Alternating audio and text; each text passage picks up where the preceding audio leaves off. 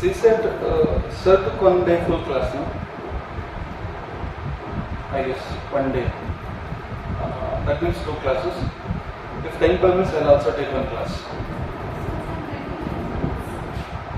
I guess she completed, right? She said. That day you were absent. Oh. Okay, I'll share some of the notes with you. Then let's see. But if you have any doubt means you can contact me. She said by doing reasoning and English aptitude you can clear because it's aptitude and qualifying. No? And aptitude is not in maths. It's simple formulas. And by doing 5 to 10 aptitude questions with complete reasoning and English comprehension, you can clear 33% probably. GS complete mind. Do revise all the GS notes, gender space notes. Okay.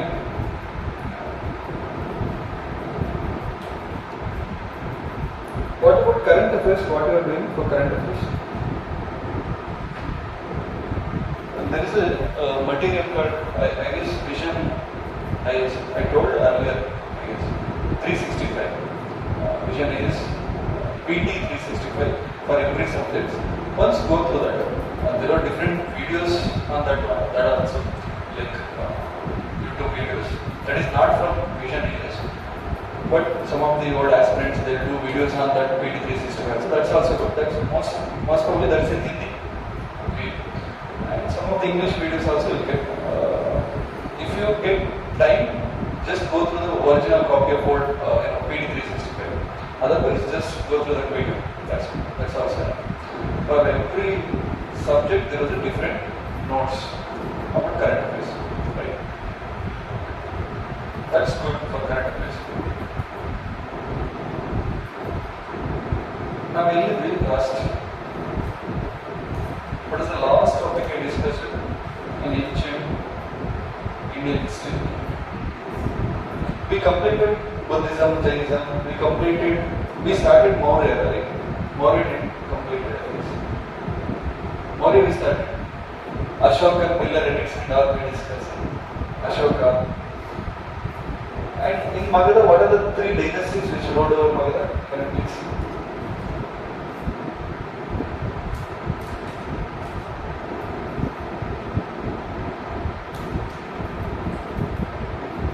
What are the? Nanda was the last dynasty. Before that, Haryanka, Shishunaka, and later Nanda. Nanda, Mahapadmananda, and Dhanananda was the rulers. And Dhanananda was the last ruler of Nanda dynasty, right? After that, Maurya started. Chandragupta Maurya was the first person, right? In Chandragupta Maurya, after Chandragupta Maurya, who ruled over Maurya dynasty? Directly? Any other? Chandragupta Maurya's son then, Bindusara. There is a person called Bindusara. And Bindusara's son,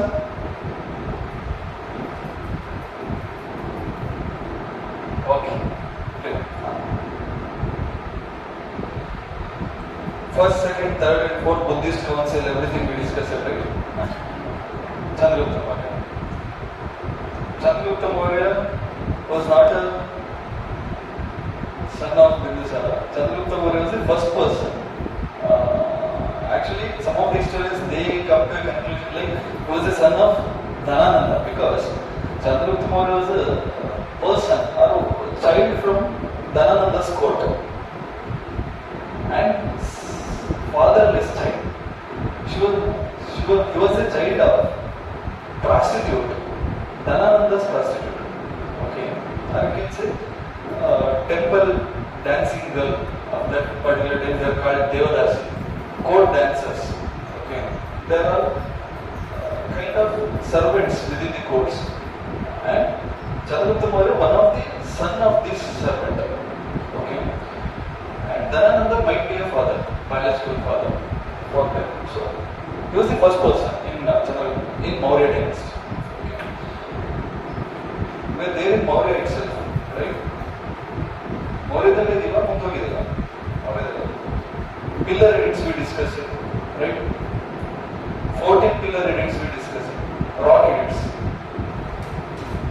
right? Nilpakta, 14 rock edicts we discussed.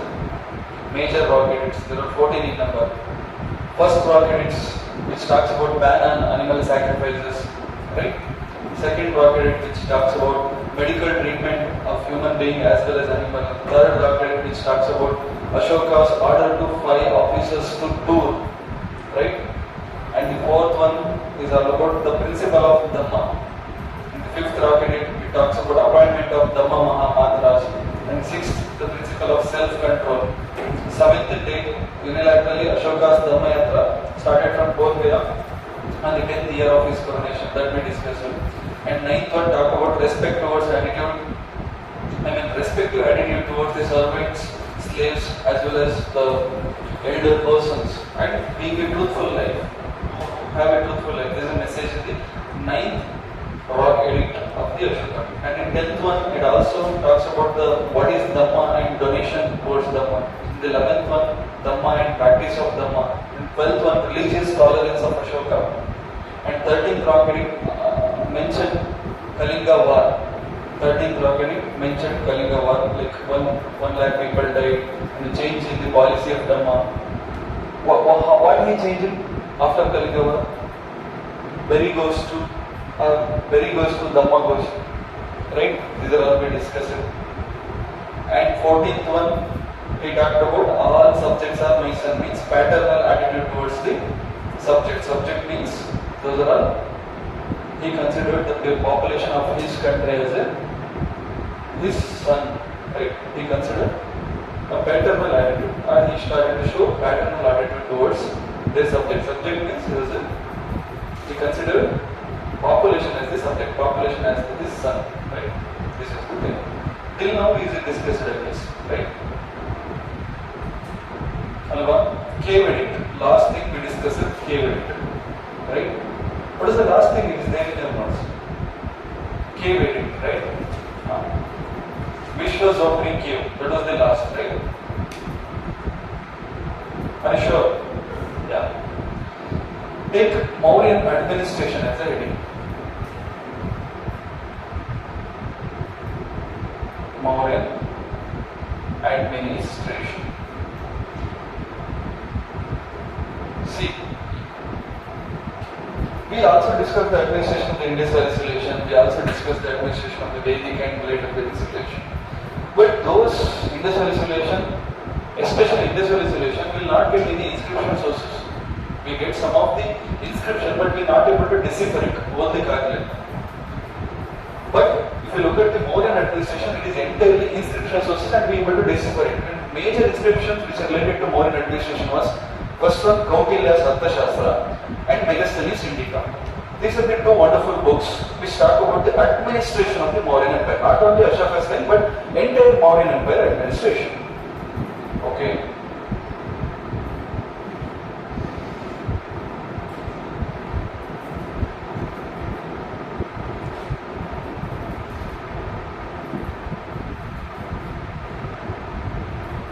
I read something. Chandragupta was the founder of Mauryan Empire.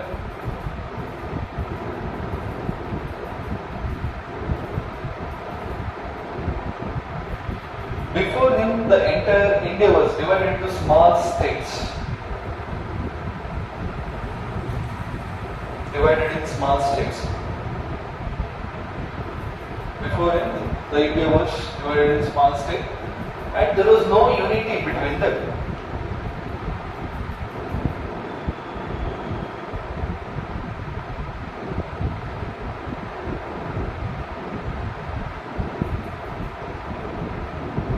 Chandragupta, with the help of Chanakya, he suppressed, or you can say, he won most of the states. Chandragupta, with the help of Chanakya,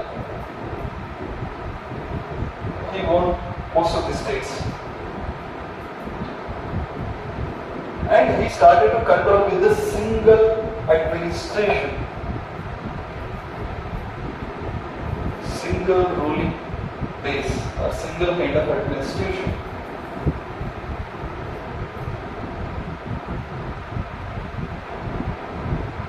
In this way, Chandragupta not only provided political unity, in this way, Chandragupta not only provided political unity, but also single administration. Underline. Single administration. So if the question is like, when a large Indian territory comes into single administration unit or falls under the single administration, if that was the question in UPSC prelims, the answer must go with the Mauryan time, Chandragupta Maurya. Okay. Before that, there was no single administration for the entire territory. See, entire territory means again there were some of the South Indian territories. They are all out of the Mauryan Empire. But by and large, this was the first time where highest number of territories comes under a single administration, that is Maurya's administration.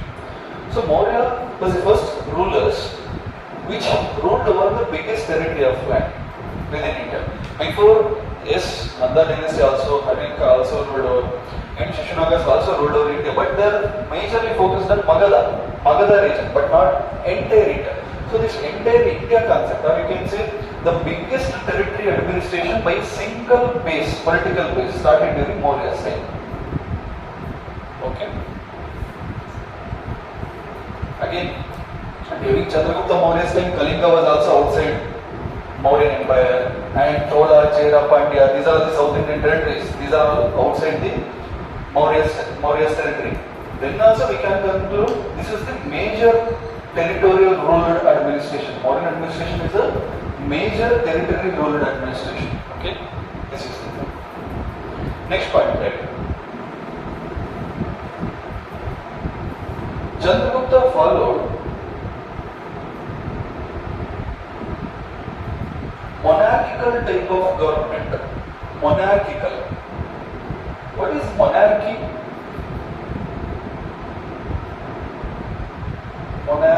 Monarchical type of. Monarchical means monarchy. Even today, some of the states, like if we go to Dubai, if we go to some of the Persian Gulf surrounding countries, where you can say Muslim ruling countries, most of the countries they follow monarchy. Monarchy means a king and he is the head. There is no constitution, there is no democracy. Okay. Here people voice may not rule over the king's voice. King's voice was the supreme. That kind of administration is called monarchical kind of administration. That was followed by Chandragupta Maurya. Means he was the head of the art department. Yes, we'll discuss. Further we'll discuss the lot many departments which is there under his. But if you look at every department head, those heads are under the king only. Means king was supreme. There was no prescribed constitution. And there is no democracy, means there is no election kind of system for the king, appointment of the king. King was the head, and most of the times the king's successor also from his own gene, means his own blood. Over a magane successor most of the times. So there is no democracy. Monarchy means something, a single gene ruling, and that king was the supreme for every other department. There was no more than the king. There is no higher post than the king. That kind of concept. Even today, some of the states they are following the monarchical. State means the nations around the Persian Gulf and some of the West Asian countries and some of the Southeastern Asian countries. They are following monarchy kind of government. Okay, India following what kind of democratic form of government, right? He divided his empire in many provinces.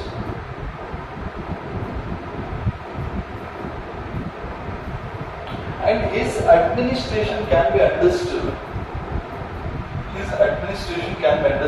Under following heads.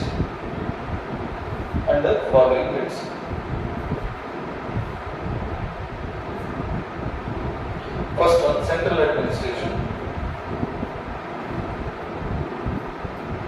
First I will dictate all kinds of administration, then let us go one by one. First one, central administration, second one, provincial administration. Third one, local administration. Next, city administration. After local, city administration. judicial administration.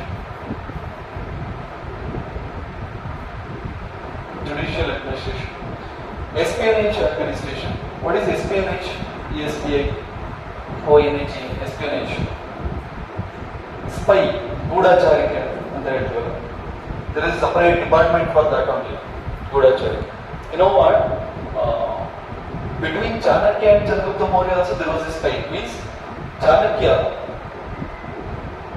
appointed some of the lady spies in behind the Chandragupta Maurya. Women spy na bitte yarinದೆ Chandragupta Maurya in Chanakya. ಏನ್ ಮಾಡ್ತಾರೆ ನೋಡಿ. So that much spy or that much SNS system. Okay, next revenue administration and military administration. Military administration. So first one take central administration.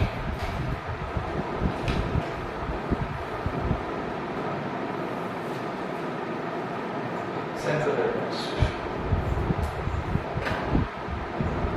In that first one, role of king. First one, role of king. Role of king. Under that first bullet, he was the head of the all department. Head of the all department, as well as he was the head of the state. Here the word state means the territory which comes under the Mauryan Empire. He was the head of the state. So you know this head of the state concept. President was the head of the state, right? President was the head of the state. Why we call president as the head of the state?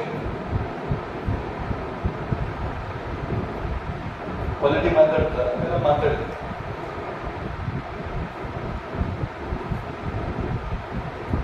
Why we call president as the head of the state? That post, that office was the head of the state office. Why?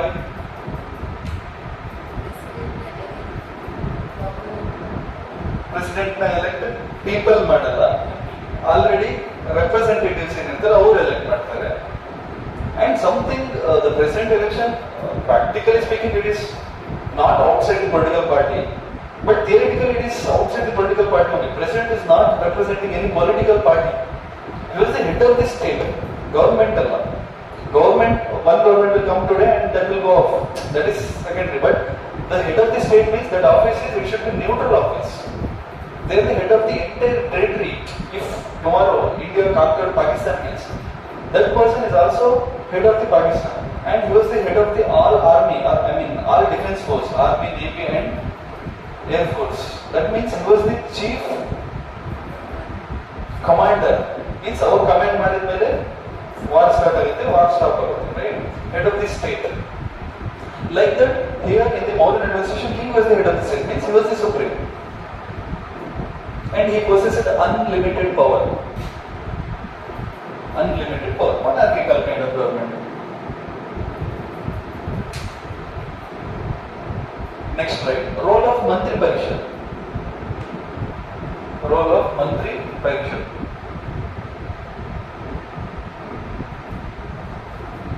Mantris are called Amantyas. Amantyas. This is one of the old principles. Who was Amantyas? During Mauryan administration, Mantris are called Amantyas. The ministers are called Amantyas. And these Amantyas are assisted by Adhyakshas. Adhyakshas. Amantyas are the supreme, and under them there were Adhyakshas. Okay? Mauryan administration had 26 Adhyakshas. There are 26 in number. Okay. Within minister there are two kinds of minister. One is general minister and another minister mentioned in edicts. Amantyas means there are two kinds. One is general and another one is ministers mentioned in state edicts.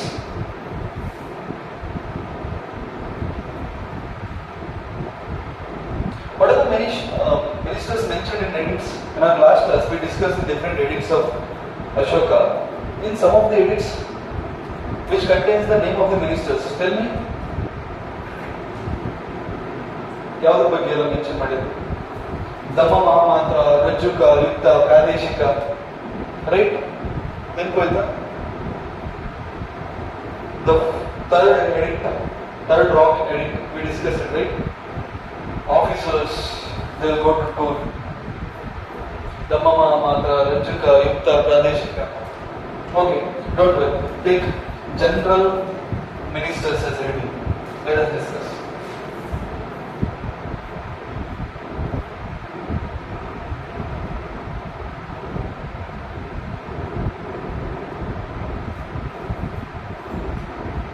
In that first one, Mahamatya. Mahamatya. Mahamatya means Prime Minister. Prime Minister, PM.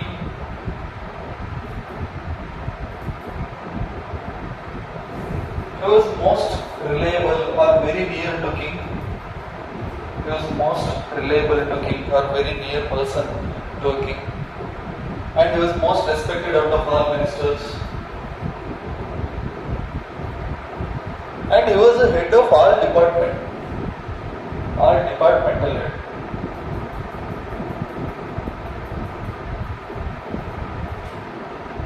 Okay, after king. King was the supreme. Next to the king, PM, Amatya, Mahamatya. During Chandragupta Maurya time, Chanakya was the Mahamatya, PM.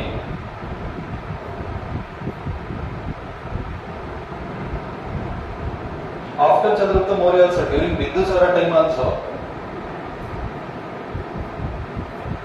he was the PM. Chandragupta Maurya and Bindusara time, Chanakya was the PM. Okay. But during Ashoka time, there is a person called Radhagupta. He was the PM. Radhagupta during Ashoka's time. These are all very important names. During Bindusara time, who was the PM? Chanakya. Even during the Chandragupta Maurya's time. Chandragupta Maurya time, after him, Bindusara time also Chanakya was the PM. Next minister, astronomy. Astronomy.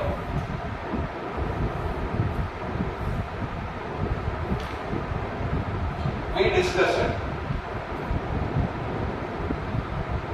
According to Indica, Megasthenes Indica, the city was headed by astronomy and he was assisted by agronomy. We discussed it, right, while discussing Indica. Do you remember? It's there in the notes, right? Astronomy. Astronomy, according to Indica, was the head of the city.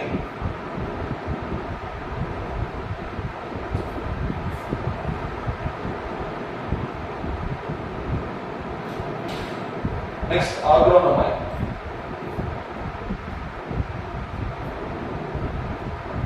Agronomy.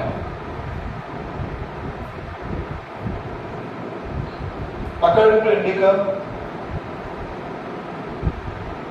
agronomy used to assist the astronomy.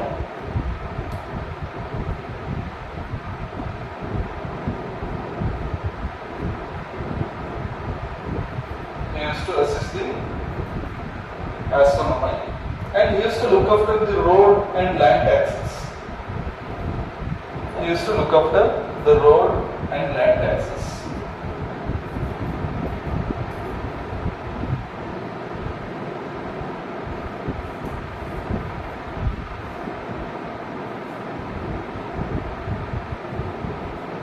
Next, Nagaraka.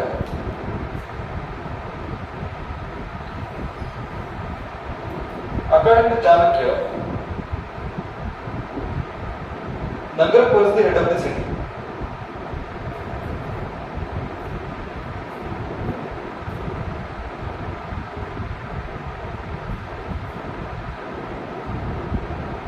Next, Roopdarshika or Roopdarshik. Roopdarshik. So what is Darshik? Something to test. Roopdarshik means the officer used to examine the quality of coin.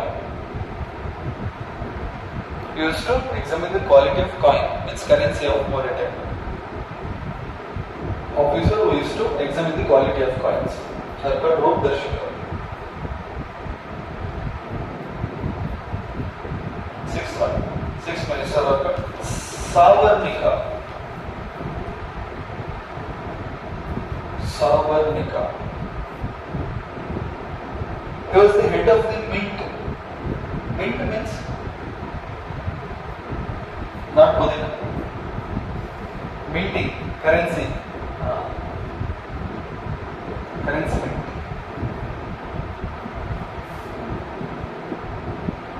Where the coins are made.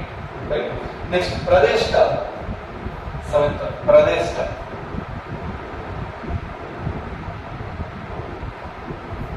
P-E-S-H-T-A. Pradeshta. He was the head of the criminal court.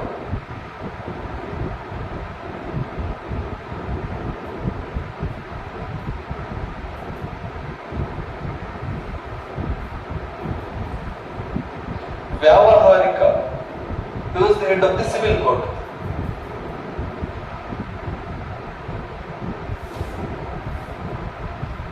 He was the head of the civil court. Vyavaharika. Ninth one, head of the village called Gopa. Ninth one, Gopa. Head of the village. Vyavaharika, he was the civil court head. Head of the civil court. Pradeshta criminal court head, Vyavaharika civil court head, and Gopa means head of the village. Head of the village. I'm sorry, head of the 8 villages. Head of the 8 villages. It's like our taluk. Head of the 8 villages. Gramini was the head of the village. That was the 10th one. Gramini. See, Gramini is gender neutral word. Okay, Gramini, by looking at this need, don't relate this with the woman. Gramini means might be a person also, might be a male also. That's an office name. Okay, Gramini means head of the village. Might be male also. Okay. Next, Sthanik. Sthanik. 11th one. Sthanik. S-T-A-N-I-K. Sthanik. An official who was in between village and district. It's like our Dashadan, today's Dashadan.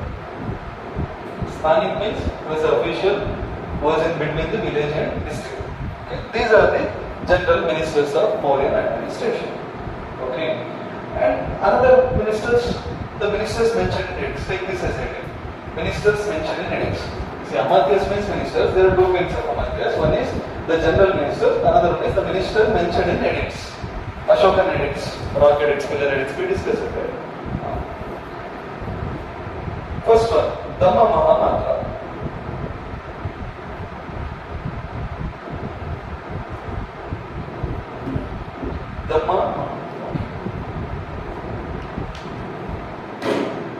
Dhamma Maha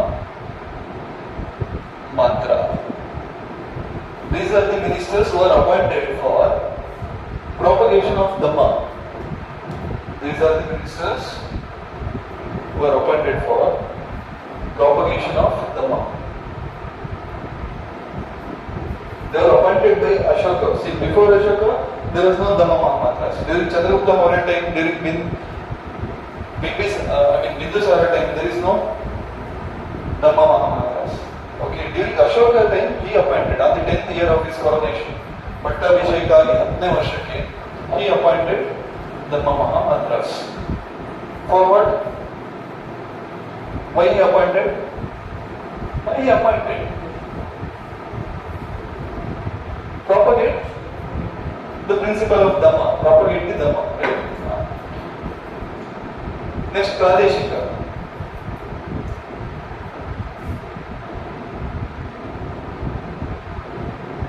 Pradeshika means head of the district, like DC today's. Pradeshika, head of the district. Next, Rajjuka.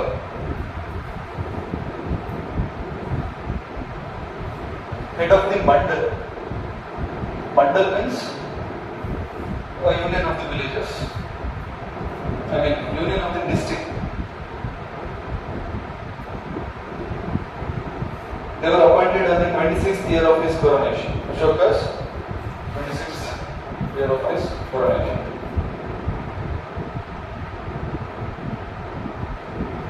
They worked as a collector. They used to collect their revenue.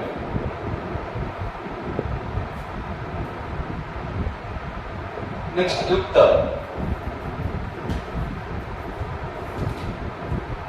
After Pradeshika Rajuka, Yukta. Yukta used to assist the Rajuka. Assistants of Rajukas. Yukta.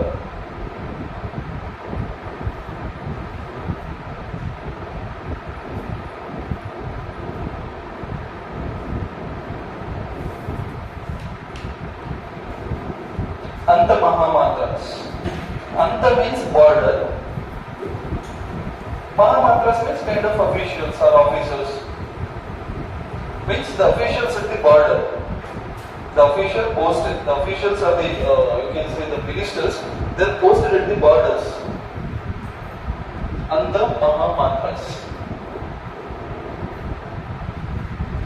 The officials or the ministers are posted at the borders of God. Anta Mahamatras. Next, Brij Bhumak. Sixth one, Brij Bhumak.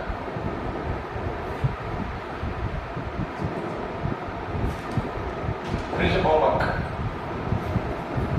They are the head of the animals. Head of the animals.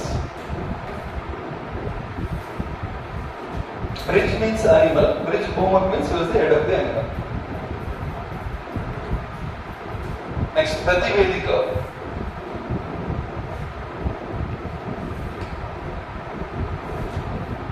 Prativedika.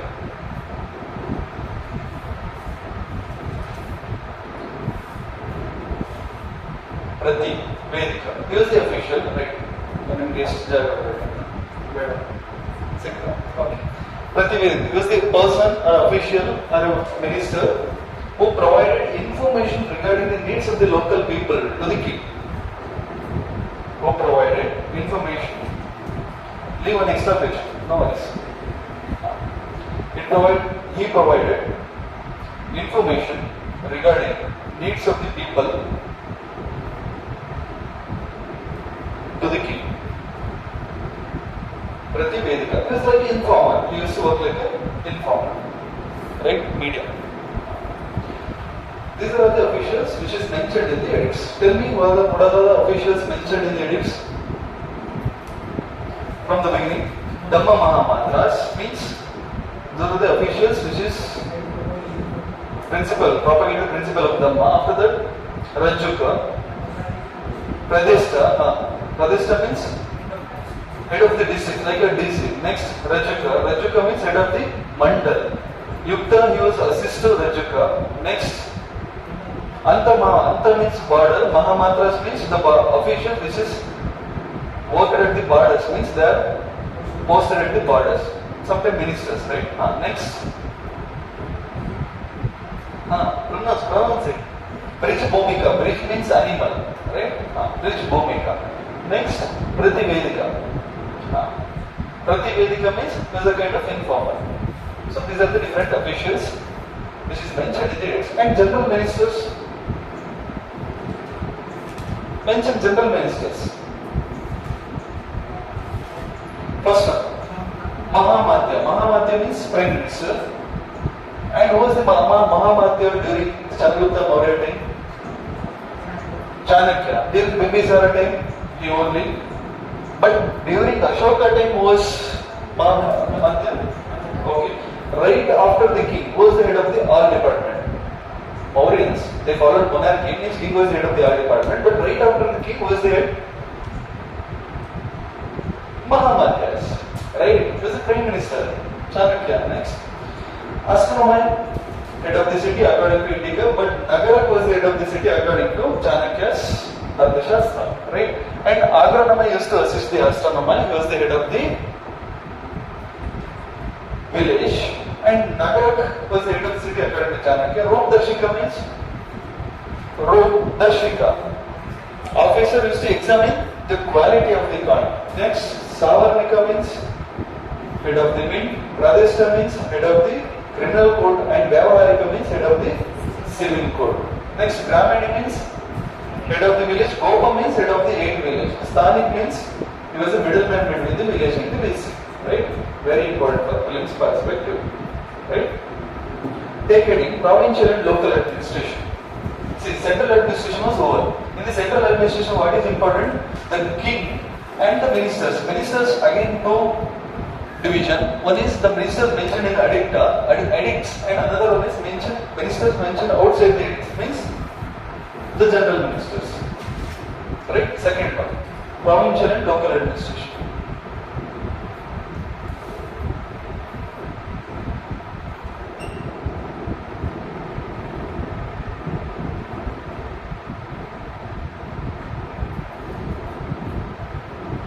Provincial and local administration. Again, we earlier discussed king was the head of the every administration. Here also king was the head. And under king there were some provinces. What are the different provinces under the Mauryan administration? Anybody?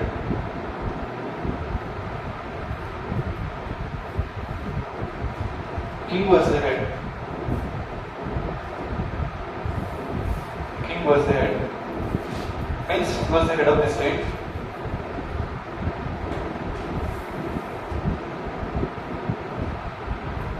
Under him there were provinces. Governors are the head. Governors are the head. Under provinces there are called mandals. Mandals means 3-4 districts are related to called mandals. Mahamatyas, Rajukas, we discussed it now. Mahamatyas and Rajukas, and under mandal districts. Under mandal districts. Again, city. City, and below city there are group of 8 villages. And again, village. Right? This is the different layers of administration.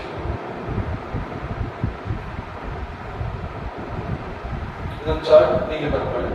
King, provinces, mandals, district, city, 8 villages and village. You know, right? King was the head of the state, and provinces are ruled by the governors.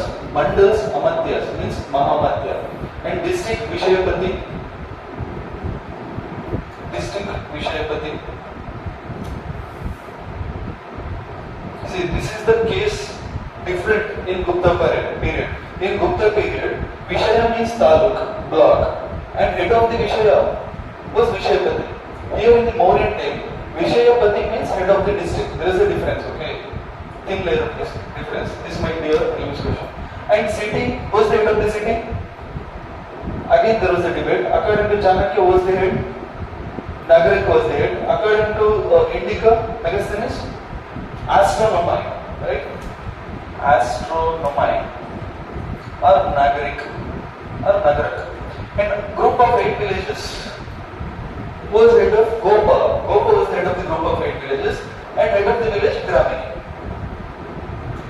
Have this chart in your box. Chart in main study, they chart for the box.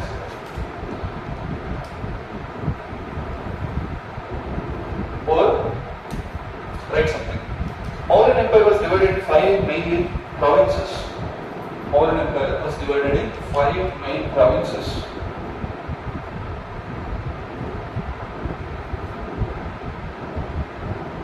Five main provinces.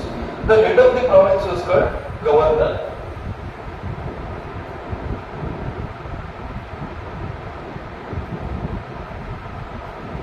See, I told you while discussing Ashoka, Ashoka was not just a king. Before he was a king, he was a governor of Takshila and Ujjain. Right? That means what? These governors are not from the independent, or you can say the governors not from outside the genetic genetics of the royal blood, or you can say he was not outside the royal family. All governors are from the royal family only. Okay, that much central governance, that much monarchical power. Even the governors are also from the royal family. Ashoka, he himself was a governor for Takshila and Ujjaini before he was becoming a king. Right? We discussed this. Initially there were 5 provinces, there were 3 provinces.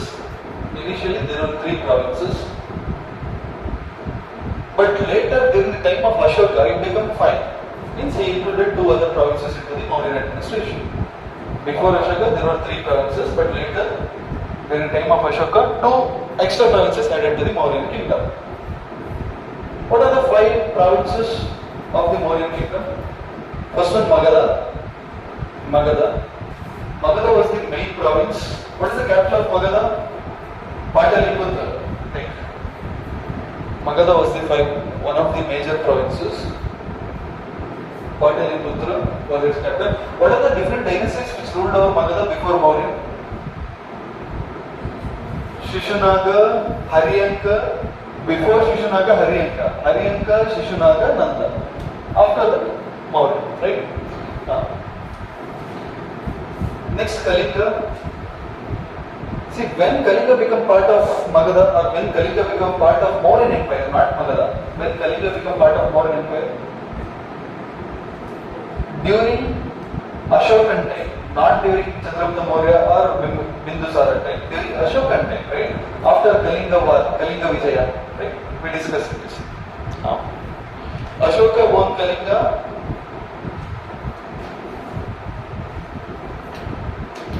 And after that, it became part of Maurya. Capital was Koshali. Koshali. Okay. Next, Western Province. The capital was Ujjaini. Take Western as heading, and right, capital was Ujjaini. The edict of Rudradaman,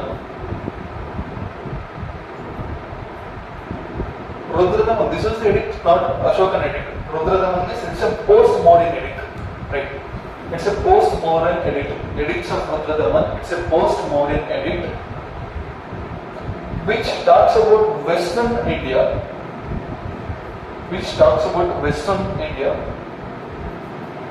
where it provides information related to Western province.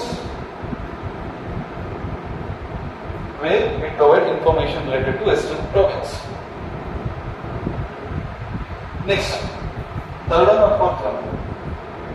Fourth, okay, northern province. Taxila was the capital. Northern province, Taxila was the capital. Taxila. Taxila, from then also it's a hub for education. It's an educational center. Even today it's an educational center. From Mauryan time also it's an educational center. Chanakya also one of the guru or Acharya in that particular Taxila during Magadha time. During Maurya time. Okay. Chanakya also or Kautilya also one of the Acharya. Acharya means lecturer, guru during Maurya time in Taxila. Okay. So if the statement is like the Chanakya most of the time residing which provinces out of 5 provinces of the Mauryan time, most of the time he was in the northern province, not in Magadha. Okay, because he was the Acharya of Taxila. Taxila is in northern province of the Mauryan Empire. Okay, southern side, the last one, southern. The capital was Swarnagiri. Today it's in Maharashtra. Okay, Swarnagiri is a place in Maharashtra today. So it's the southern side capital of Mauryan Empire.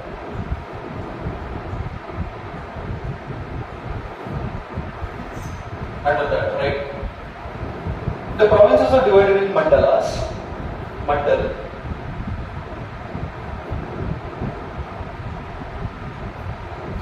Who is governed by Mahamadhyas. Means friends. Mahamadhyas. Who is the head?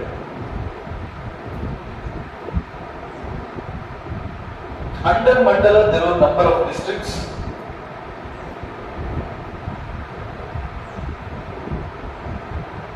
And who was the head of the district? In Maurya, Vishayapati. See, there in our chart, it's there. We already written that.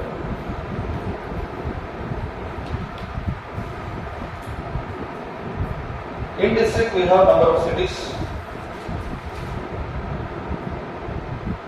And head of the city was Astronomai or Nagarik.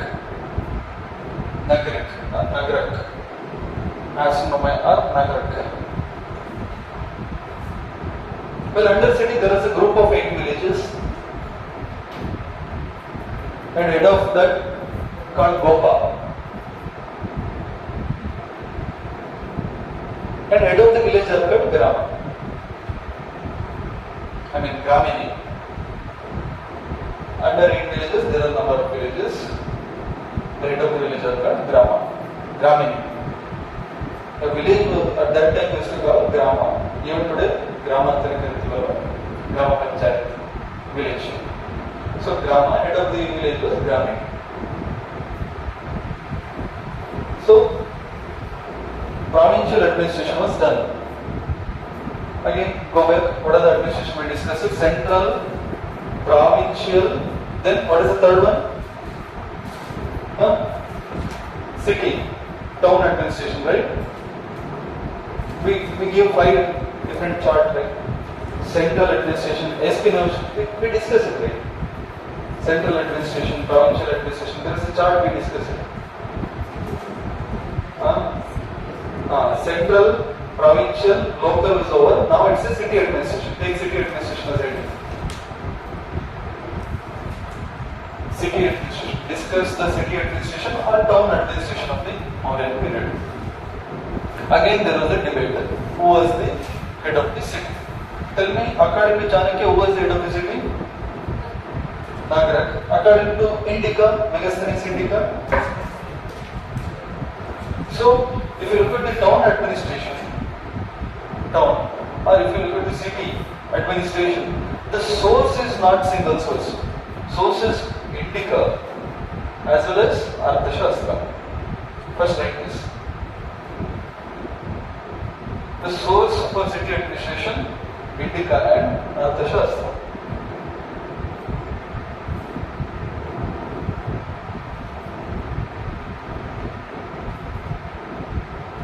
There were 30 members to rule over town. 30 members to rule over town. And there were 6 councils. And each council contains 5 members. What is 6 is to 6 into 5? 6 5 is 30. Right? There were 6 councils. Council is 6 other departments. And each department, each council or each board, whatever may be the term in Philippines, there are 6 boards. You will council into question board is so might be different and really. Council, boards, group, everything same. Okay. There are 6 boards or 6 councils or 6 groups into 5 members in each council. 6 into 5, 30 members. Okay. In the town administration. What are the 6 councils? Take first one.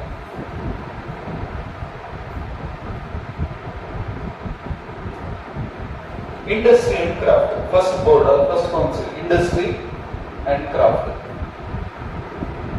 Industry and craft. It concerns the development of industry. This board or this council is concerned on the development of industry and craft. It supervises the work of the artisans.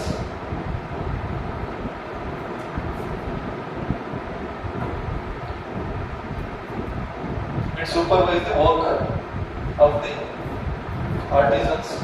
This board was also had judicial power. Underline this. This board has also judicial power. What is this? Board has judicial power. What does it mean? मतलब क्या है?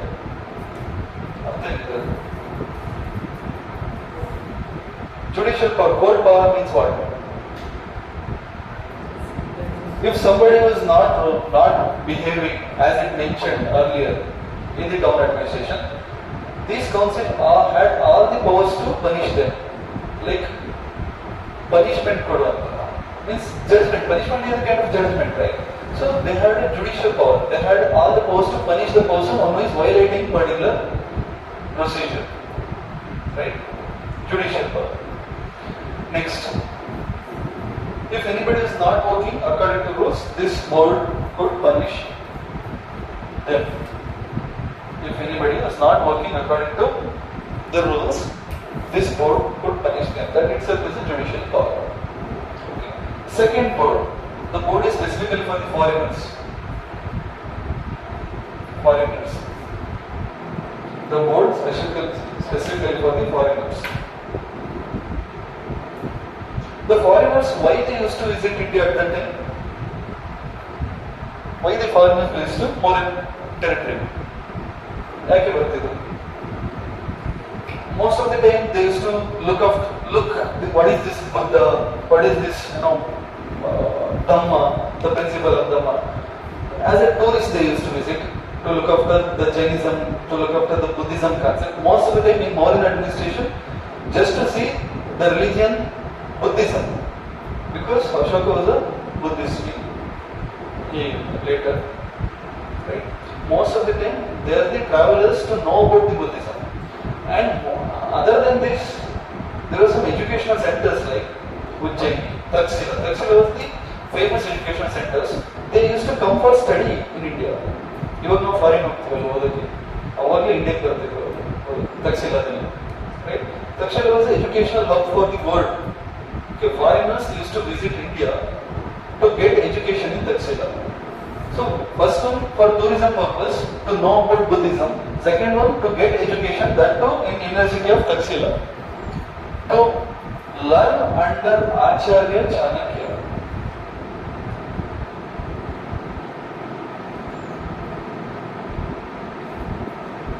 So, this board used to provide facilities to them, whoever used to come or used to visit. This board used to provide facilities for them, whoever visits India, right? Facilities means lodging, fooding, hospitality, right? Lodging, fooding, library, used to provide library, safe places to reside.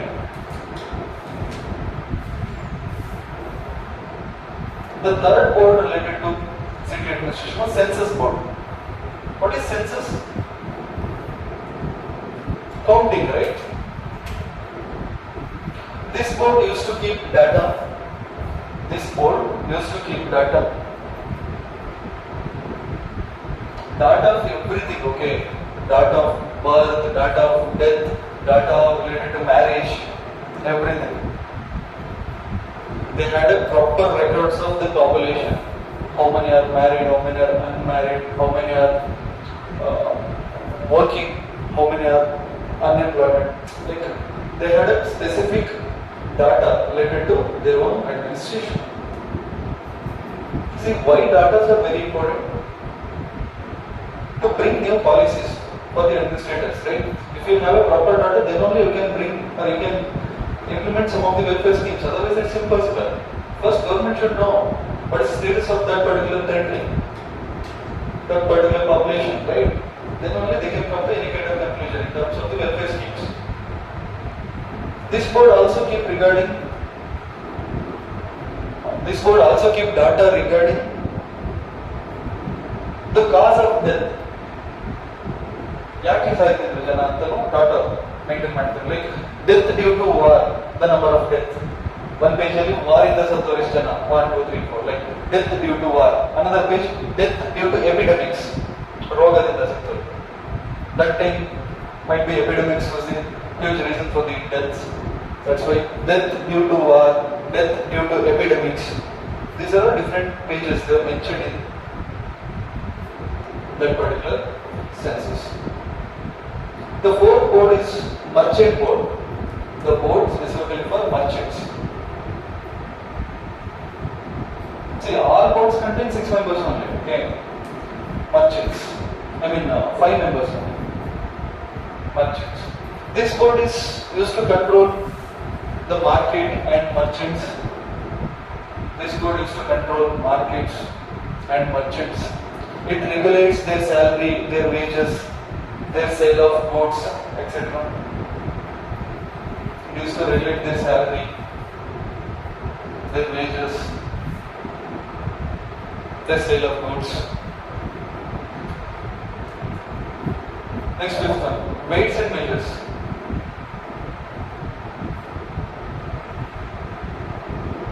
Weights and measures. The board for weights and measures. Weights and measures means token, like a scale, right? It regulates the weights and measures. The most important work of this particular board is, right? The most important work of this particular board is underline. Check whether expired products are sold in the market or not. Expired date ನೋಡ್ತಾ ಇದ್ರು, expire ಆಗಿರೋ date ಅನ್ನು sale ಮಾಡ್ತಾ ಇದ್ರೆ ಅವ್ರನ್ನ ನಡೀತಿದ್ರು. To check whether the expired products are sold in the market or not. If at all they are sold, means they are boosted to punishment.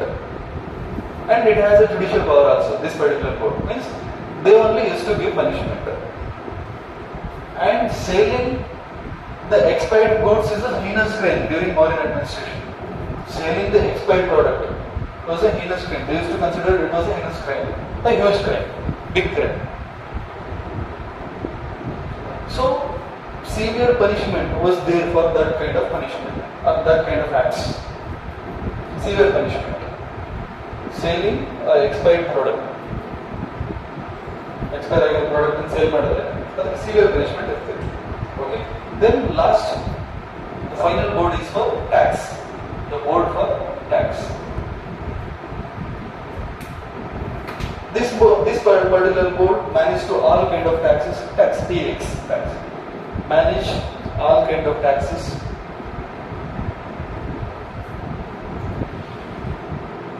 Used to look after tax amount deposited in central treasury or not. Does this merchants, does this businessman, they used to deposit their taxes or not to the treasury, they are going to look after. That is the work of this particular board. And also used to check whether the shopkeepers, they are paying their taxes or not. Or whether they are extracting some more extra taxes from the population or from the public. If at all they are extracting some extra taxes which is prescribed by the government, means that is again severe punishment. That is again an offence. If some shopkeeper extracting more taxes or more revenue from the population, from people, means that is again an offence. And again there was a severe punishment for that offence. Okay. This board specifically to look after the tax related matters. Okay. Again there were 6 boards. What are the first board? Second, third, fourth, fifth, tax, sixth one. Okay. Our boards contains how many members? 5 members. 6 into 5, 30. So town administration or city administration is done. Next, what is the next thing? Let us discuss espionage. Espionage is very important. After that, let us go further. Take espionage. What is espionage? Spy. Espionage administration or spy during Maurya time. This is very important for the central administration, right? Without spy, we are not able to. The king, being a central administrator, not able to get information what is happening in the Mukhen corner of his territory. But information information. Actually, what is happening? So this becomes very important. This remains as an important administration unit, or you can say this remains an important in the king administration. This particular department remains important in king's administration because being a single administrator, being a monarchical kind of government, being a single administrative base, he must know the inside information. Right? He must know the inside information to give a good governance. Okay. So he had during Mauryan time, during Ashokan time also, during Chandragupta Mauryan time, he himself had a proper, well organized with different section of space. Proper, well organized and different layers of space. Different layers of space. Okay. They are paid space. Most of the time they are paid. And two kinds of space. One is outside department and within department or inside department. Within departments means there are hundreds of departments, right? Within departments also there was a spy. And departmental colleagues, they themselves don't know about this spy. Within department, outside department. Sarpa Mahamatra was the head of the all spies. This is a post called Sarpa Mahamatra.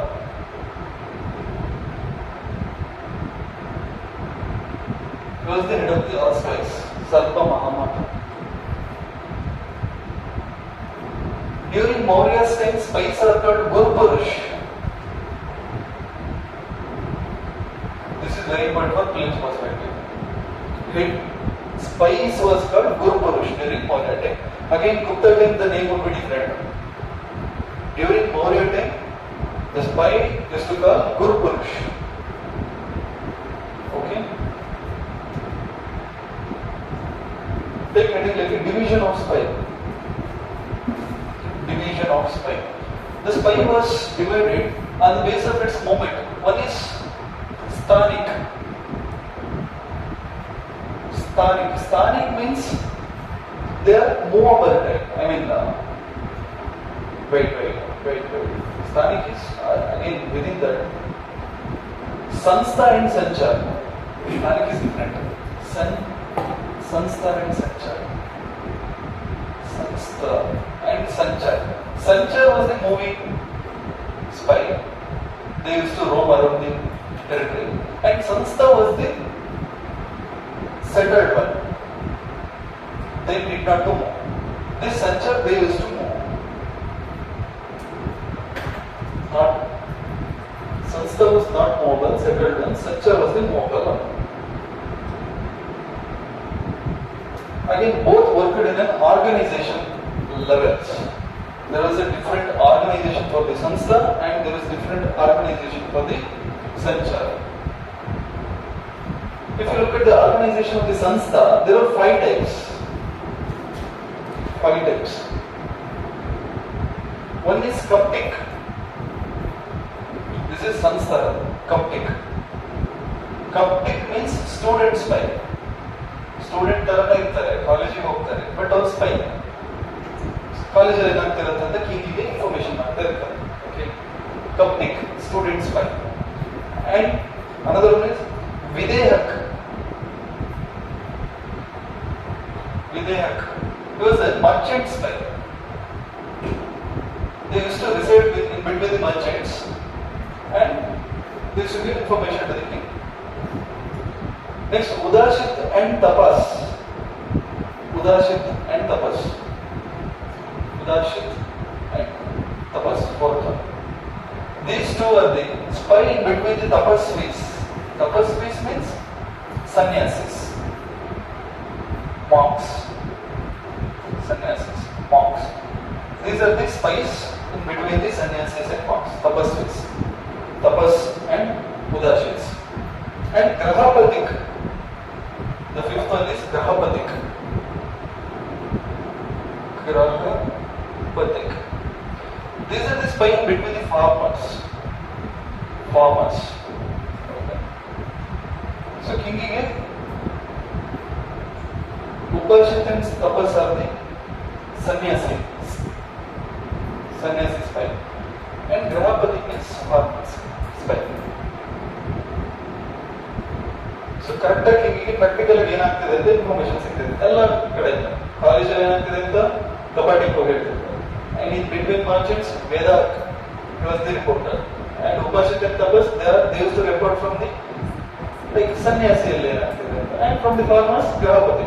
He had all information. He was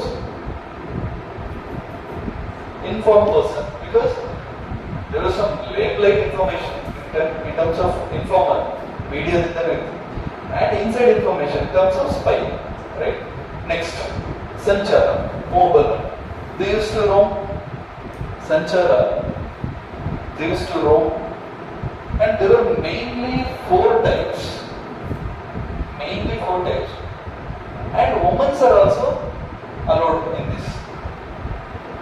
Sanchara, women are also allowed. In Sanstha, women are not allowed. In Sanchara, women are allowed.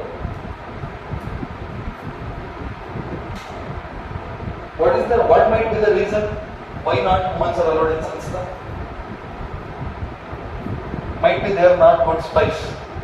They may reveal everything, right? They might not be able to hold the matters within themselves. Matayara, right? Sanchara, again, first one.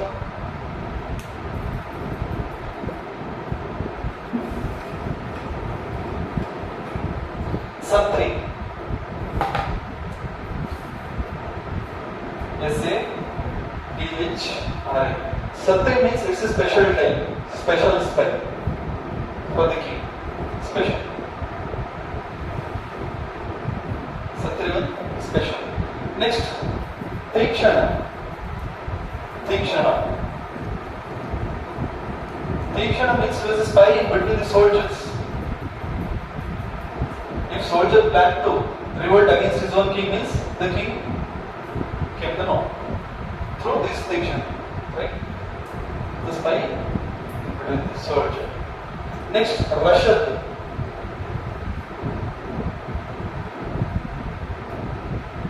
This is something extra-statal activity, means he was a spy between the criminals, cruel ones. Okay, he used to get extract information from the cruel community, from the criminals. Rashad. Next, the last one is Parivarjika. Parivarjika. That's the basic one. Means he used to get information from the Grama. Grama, the loaded information. It is also called as Gadika. Parivarjika, also known as Gadika.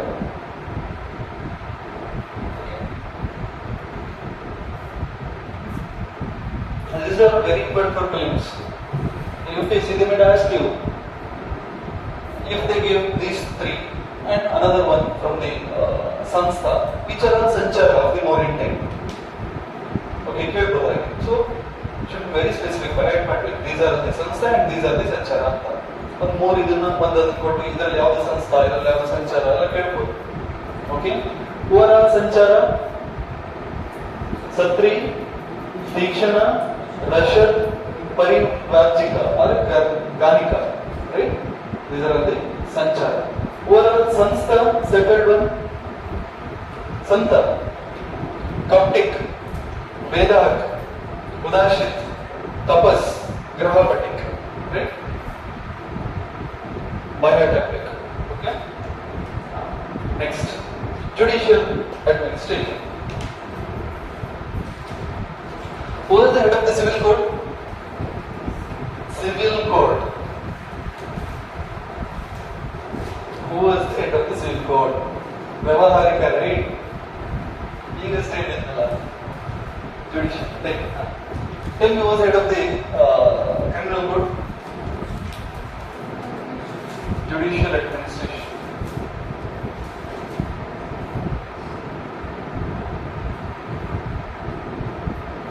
Judicial administration. Okay. There are two types of courts. One is Kantak Shodhan and Dhamma Satiha.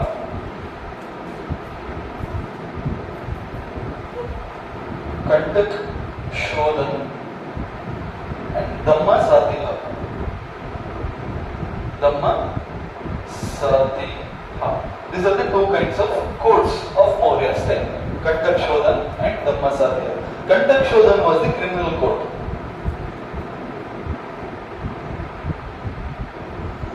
And Dhamma Satiha was the civil court.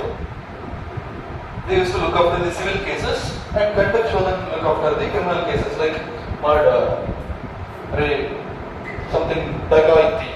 These are the huge crimes of the time. Dacoity was the major crimes during modern times. What is dacoity?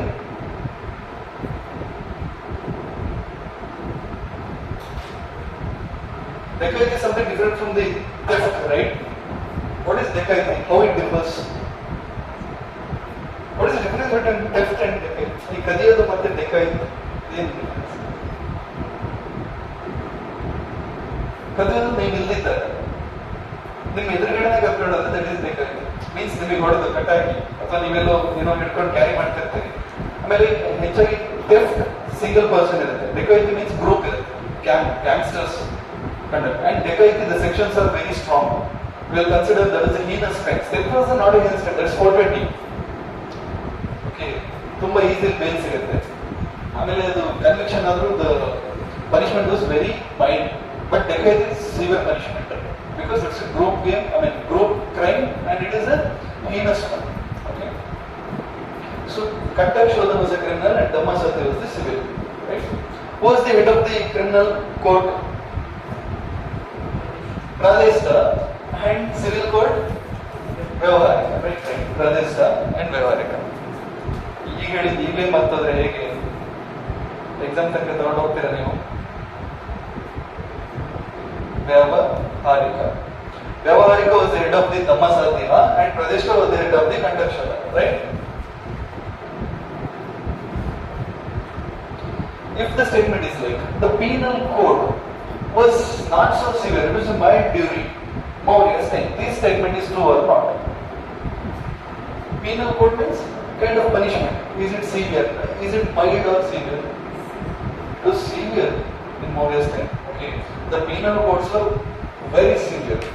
That too in not only in Kantak Shodhan but also in Dhammasadhyana, the penal codes are very severe. I mean, not only for the criminal offences, but also civil offences, the punishment would be severe. What are the kind of civil offences of that particular time? Is selling the expired products, and another thing, tax avoidance. Okay, or not paying taxes. They used to consider that as a heinous crime, civil crime. Okay. So again, they used to, that civil cases or civil crimes also get huge punishment.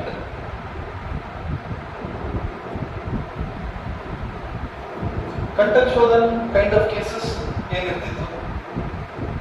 Most of the time theft, dacoity, sometimes murders.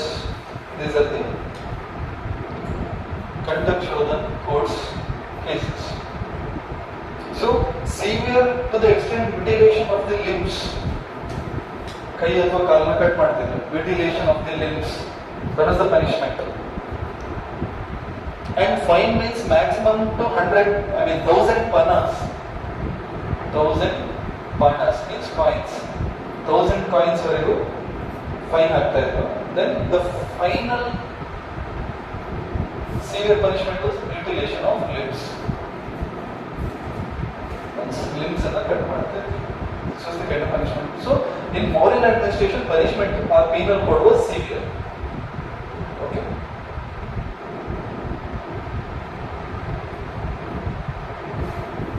Write something. Maurya paid so much attention in judiciary. Maurya paid so much attention on judiciary.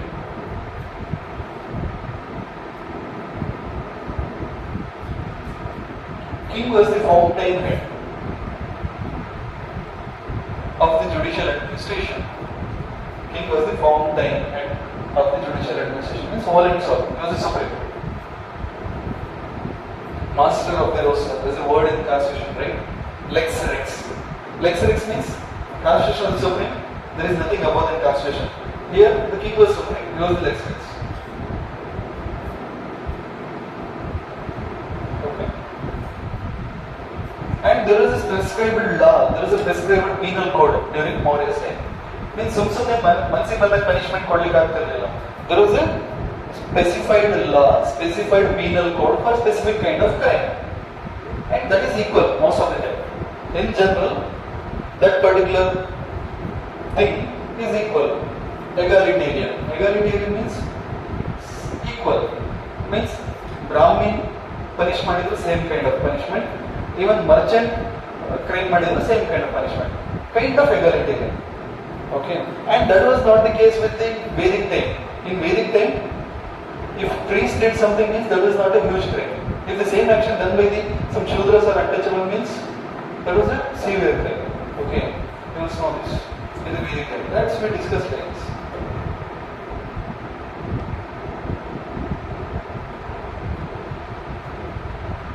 The laws were divided in criminal laws and civil laws, right? What you written? Where were? That's over, right? Right. The laws were written in. The laws were divided in criminal laws and civil laws.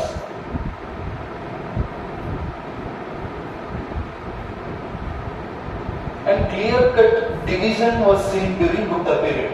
Here they were divided, but there is no clear-cut division.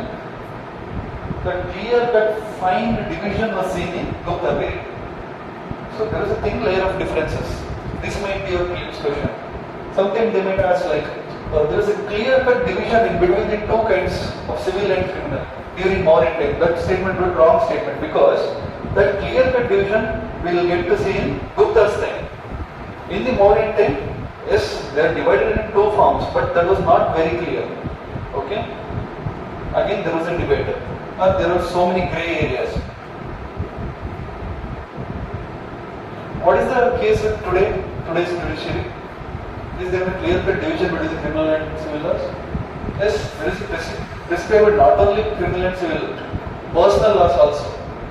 Now it's differentiated or divided into three main things: criminal, civil and personal laws. And all criminal laws is same for all religion. And 99.9% of the civil laws is same for all religion. And very few personal laws are different for different religion. Right? The laws related to marriage, the laws related to inheritance, the laws related to divorce, these are all different for different religion. Hindu law is also applicable for the Hindus, Jains, Buddhists, Parsis, but Muslim law only applicable for the Muslims. Right? These are all there today. Right, next, penal code. Mauryan penal code is known for its severity.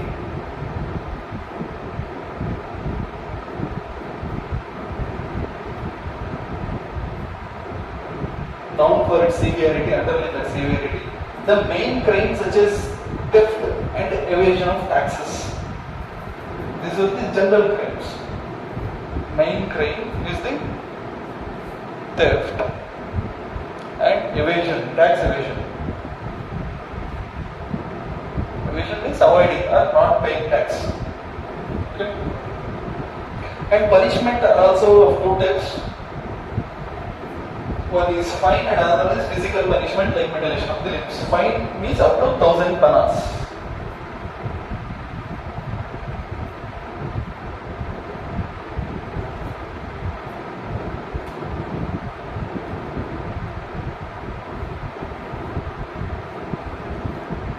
What is the word meaning of corporal?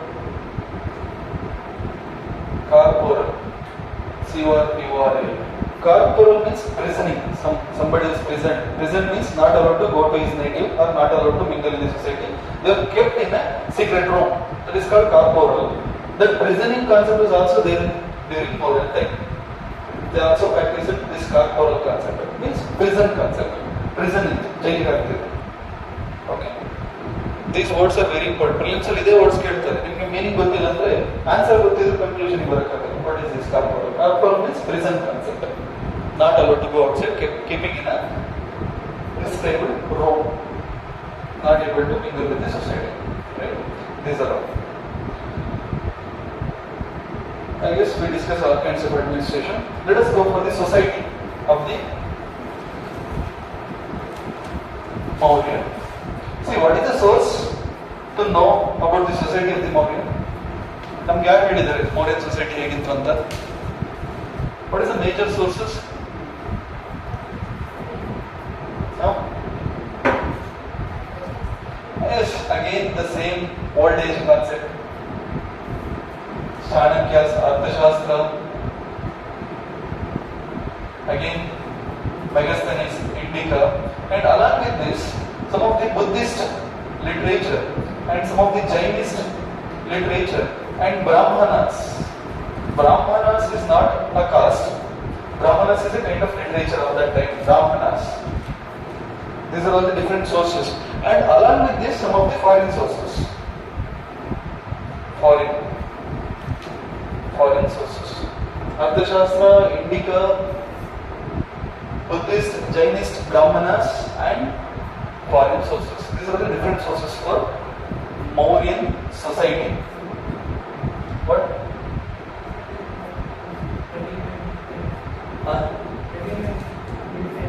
That we'll discuss in society.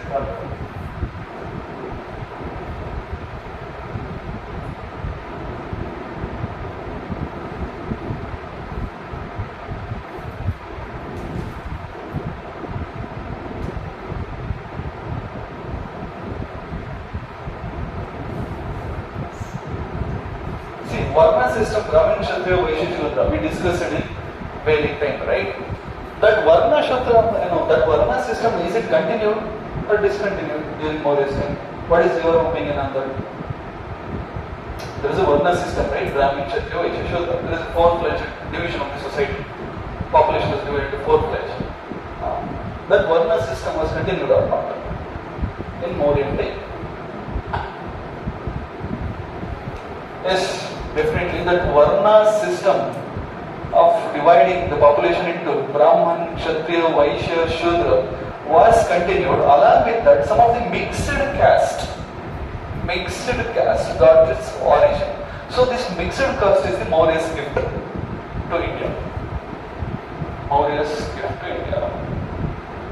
And this got originated in India or Indian society during Mauryan time. Mixed caste. Let us discuss what are the mixed caste and how these castes get arise. So if at all consider there is a statement, mixed caste, this got originated during Gupta time, that statement would be wrong because Indian society witnessed mixed system for the first time during Mauryan society, during Maurya's rule. Okay? It's very important. Brahmin, Kshatriya, Vaishya, Shudra are four divisions of the society. Along with that, some of the mixed caste got its origin. Again, within the caste system, there is again debate because the Megasthenes, who is a foreigner, he considered the profession would be the caste. But Chanakya, he was a native and he was born and brought up in Indian society. Chanakya. He considered, or his view of opinion about the caste would be different from the Megasthenes. And most of the historians, they come to a conclusion like Chanakya having a practical experience in Indian society is kind of conclusion was a practical way of conclusion than the Megasthenes. Megasthenes declared the farmers is one caste, the goldsmith is one caste, the soldiers is one caste. See, what does it show? It shows he might have less experience, he might have less knowledge regarding Indian society, right? Megasthenes ಹೇಳಿದ್ದಾರೆ soldiers one caste ಅಥವಾ farmer one caste ಅಂತ ಹೇಳಿದ್ದಾರೆ. ಹಾಗಂದ್ರೆ ಏನು? ಅವರಿಗೆ Indian society ಬಗ್ಗೆ knowledge ಕಮ್ಮಿ ಇದೆ ಅಂತ. But Chanakya ಏನು ಹೇಳಿದ್ದಾರೆ? No. That is not the case. There is a different, Brahman, Kshatriya, Vaishya, Shudra ಅಂತ ಇದ್ದಾರೆ. The mixed castes ಇದೆ. Mixed caste I will come to that. ಈ ತರದಲ್ಲಿ this is the caste system ಅಂತ. But Megasthenes ಏನು ಹೇಳಿದ್ದಾರೆ? No. Different profession is the caste ಅಂತ. That is not the case, right? Indian society profession caste ಆಗಿಲ್ಲ. So again, there is a debate in the caste system of the Indian society. That must be your answer. Very good. There was a debate between the Megasthenes and Arthashastra in terms of the caste.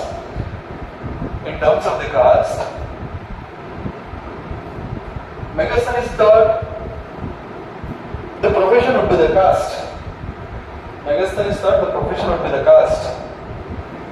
But that was the case different with Chanakya. He thought profession might not be the caste in Indian society. Megasthenes told that because he might not have a practical experience with the India. And he was a foreigner, he was not an Indian. Chanakya born and brought up in Indian Indian society. So his way of conclusion would be a practical conclusion according to some of the historians. Write like this in your mains answer. Okay. While writing about the caste.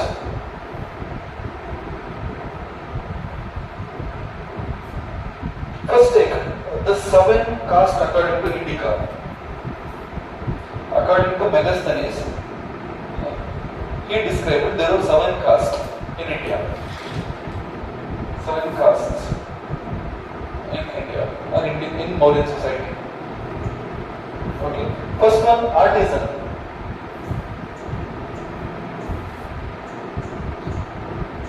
Artisan. Assessors. Artisan, assessors, herdman, soldier, philosopher and spy. Philosopher and spy. He considered all spies are from same caste. He considered all philosophers from same caste, all soldiers from same caste, all herdmen are from same caste, all assessors and artisans from the same caste. So he equated profession with the caste. He equated profession. Assessors means one who assess the revenue. Okay. Herdmen means one who look after the animals. Herd means that is herding. Okay. Soldiers means and philosophers means on the right philosophy. Spy means good actually. Right. Artisan means the artist. Okay. These are the different. According to Megasthenes, these are different castes in Indian society. But historians, they neglected this view. What they felt? He was less understood. His understanding of the Indian society was limited. Right? According to Chanakya, Brahmana, Kshatriya, Vaishya, Shudra, along with this, some of the mixed castes. This was according to Chanakya.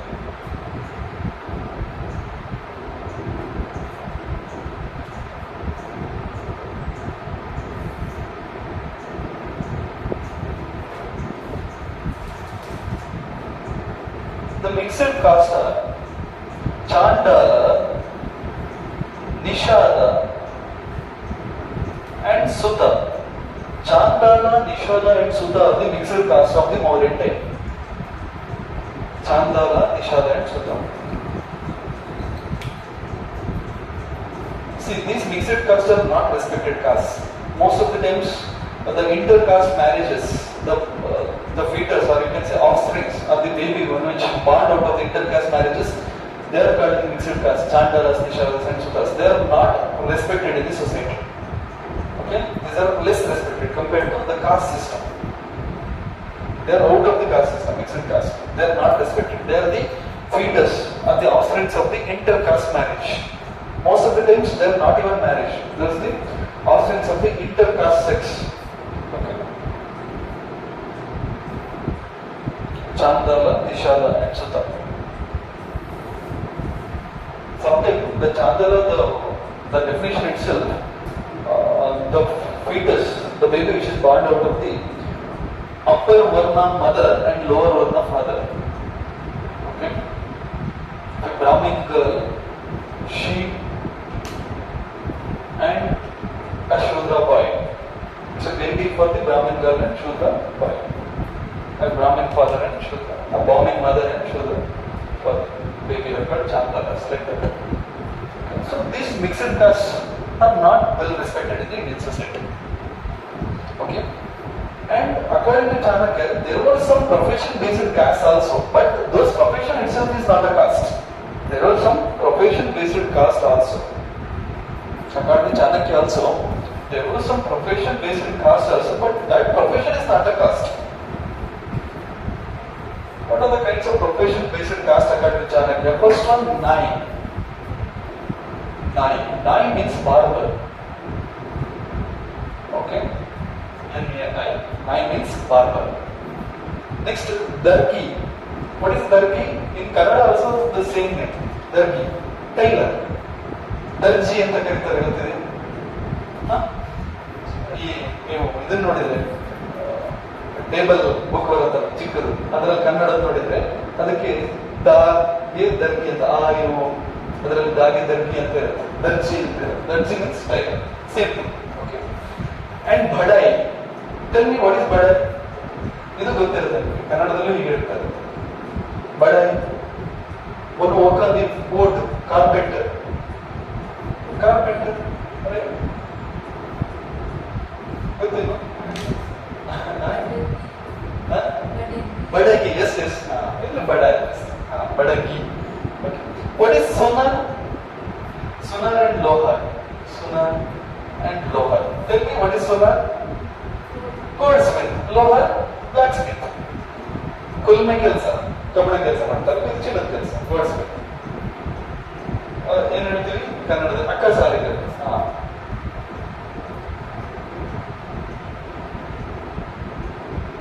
Goldsmith and blacksmith. These are the profession based caste academy Chanakya in Indian society. Means most of the son of the Naik he also used to become Naik, and son of the Badagi, he was also used to assume the profession of Badagi. Sooner son has to become a Sunak. This is the kind of succession within the profession. These kind of succession was there, but this profession might not be the case according to Chanakya. Either succession ittu, but ide caste alla. So, according to historians who now follow Chanakya, for them, Megasthenes' understanding about the society was less. That was not practical. The profession itself was a caste. What he told, what Megasthenes told, that was wrong. According to historians. So, he gave an example. ಅಕಸ್ಮಾತ್ ನಿಮಗೆ Mauryan caste system ಬಗ್ಗೆ ಬೇರೆ ten ಮಾರ್ಕಲ್ಲಿ ಕೇಳಿದ್ರೆ ನೀವು conclusion ಬರ್ಬೋದು. ನೀವು raw ಹಾಗೆ ಇಳಿಸ್ಬೇಕು. ಲೈಕ್ ಹೇಗೆ? Yes, there was a debate regarding the caste system of the Mauryan administration of Mauryan society. According to Indica, this was the case. According to Chanakya, this was the case. And most of the historians, they come to this kind of conclusion. This should be a conclusion. Okay.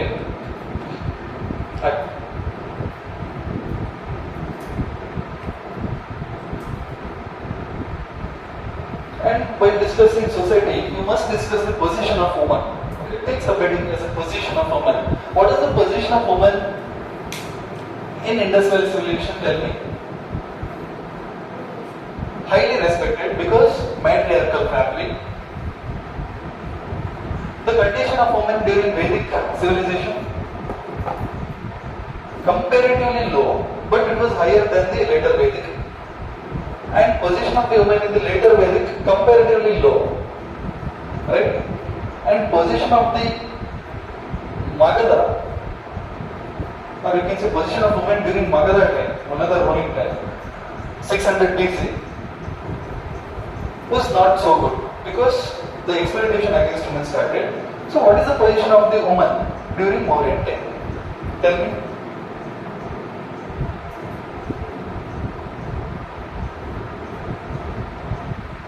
Although the position of women was not so good, but there was no exploitation against the women during Mauryan time in general. Okay, right like that. Although not so good, there was no exploitation of women against them. In later Vedic time, there was exploitation against women. What is the best example? In 9th Mandala of Rigveda, there is a mentioning, right? Gargi, she was an educated woman. Gargi, educated woman. I discussed this story, and she had she was in a discussion with Rishi, and she was supposed to win. At that time, the Rishi replied her back like, "You must stop this conversation, otherwise I am going to break your skull." This is a kind of discussion. This shows the society of that particular time. Even the Rishi himself was violating against women. Means, look at the society. Right? That means this is not that much severe, but the position of women was okay during Maurya's time. Right, something. Normally, women occupied higher position in society.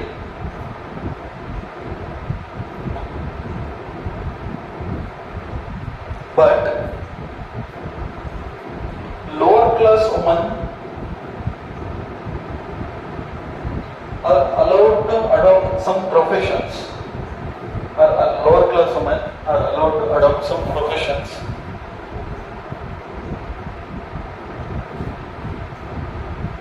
But that is not the case with higher caste or upper caste. Means upper caste women are not allowed to go for any kind of profession. What you open to lower caste women they can go. So if we compare upper caste and lower caste, who are more liberal? The women of the lower caste is comparatively much liberal than the upper caste, right?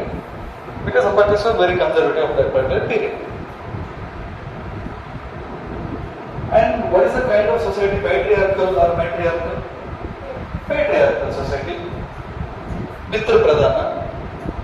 The elder male was the head of this family. Even the king, he himself, Ashoka had 5 wives, right? Ashoka, he followed 5 wives, but what he taught, in teach ಮಾಡ್ತಾರೆ, you must follow monogamy. But he followed polygamy, right? Right like that only. So it was a monogamous society in general, but polygamy was existed because the king Ashoka, he himself had 5 wives. It was a monogamous society in general, but there was some remains of the polygamy. There was evidence of the polygamy. The best evidence was Ashoka. He was a proof because he had 5 wives.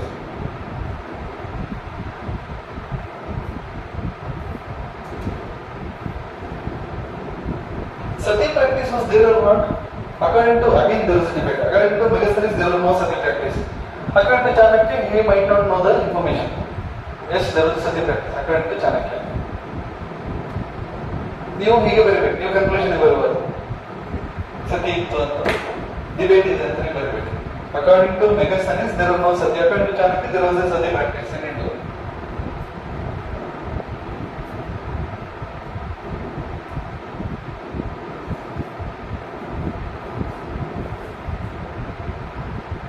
Again, divorce practice.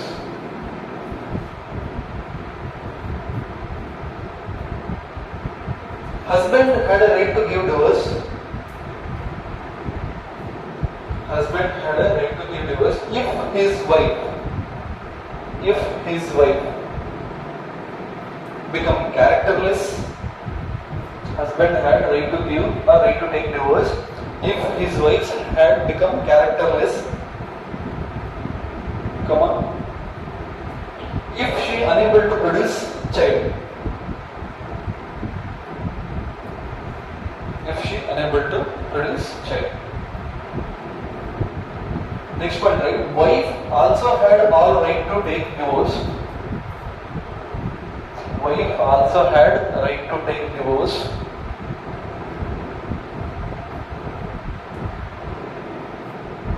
if her husband missing for long days, at least 7 years. Okay. Missing for long days, at least 7 years. See, 6 years, 11 months ತನಕ ತೊಗೊಳೋಗಿಲ್ಲ.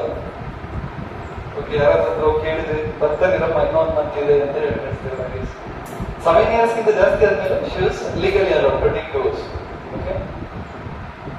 7 years was the deadline. Next, if he was unable to bear a child, means having a child, means unable to produce, okay. And if he was went into bankruptcy, like he was unable to look after his kids, unable to look after his family, he became very poor. He became very poor to the extent unable to look after his family, look after his own kids. Then woman has all rights to take divorce. And another important thing is, if he was unable to satisfy her physical need, then also she has all rights to take divorce. If he was unable to satisfy her physically, okay, then she has all the rights to take divorce. Okay, this is mentioned in Chanakya's Arthashastra. Let us discuss some of the taxation system of the society. Okay. Take Saturday. Taxation system of the Maurya. Taxation.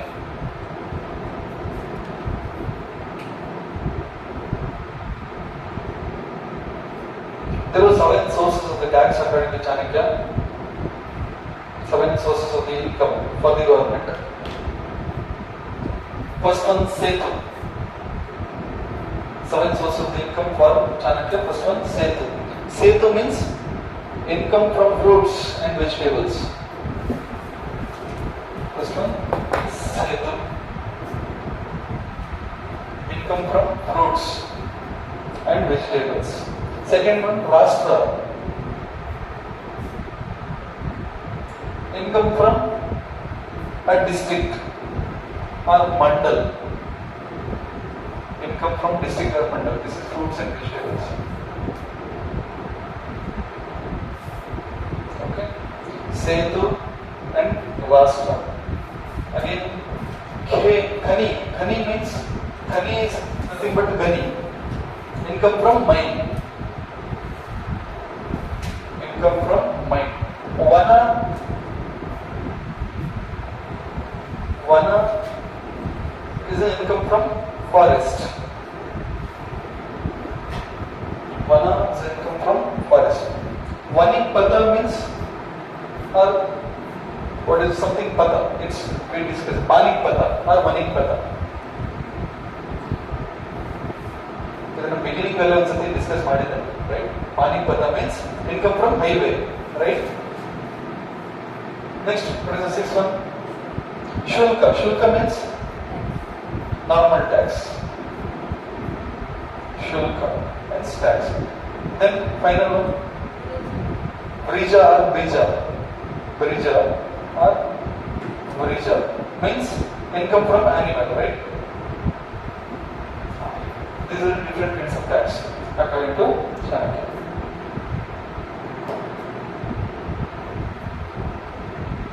These are the normal taxes. And this is taken as a normal tax. A. B. Land tax. Land tax. Okay. Sita and Bhag are the land tax. Sita. This is the land of state-owned land. State-owned land. Only using this land, he has to pay taxes to the government. State-owned land. Bhag means it's a private land. Means people's owned land. Definitely he has to pay some revenue to the government. Bhag. Sita means government owned, state-owned, king-owned. Bhag means privately ownership land. Okay? And he has to pay some revenue to the government. Sita and Bhag. This is private land tax. Okay? Then other taxes. Take some other taxes as reading. See.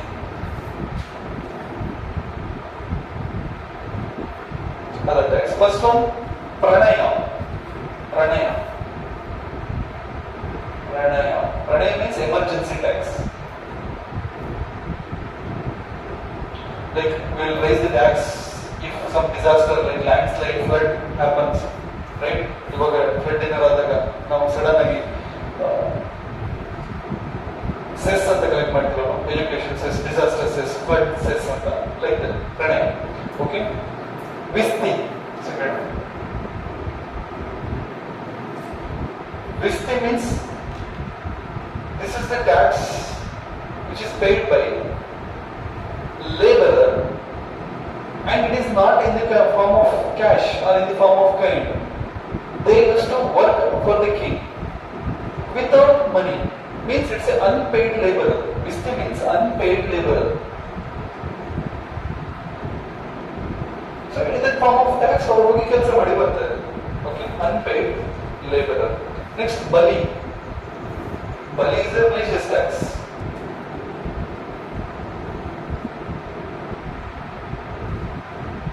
Tax. This list is very important for Bali's perspective. You must be clear. What is this thing?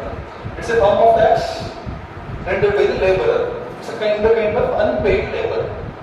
Right? Next, Vartani. Vartani. What is Vartakaru in Kannada? There is a word called Vartakaru. Vartakaru means Vyaparigaru. Means one who trade, cross-border trade, right? So, cross-border tax. Cross-border tax. Vartani. Cross-border tax. Vivita. Animal grazing tax. Vivita. Animal grazing And Ghanika.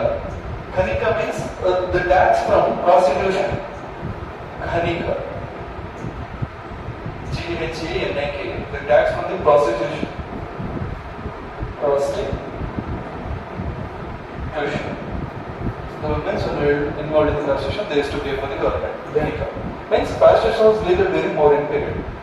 Okay? And the government used to raise revenue out of the prostitution at the time of Ghanika. And the seventh one is Shulka.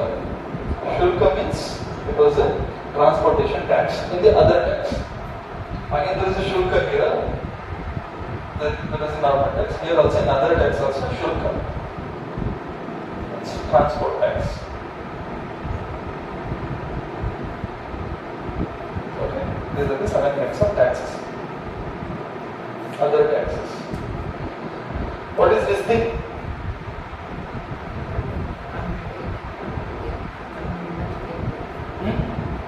Unpaid labor. Bali. Vartani.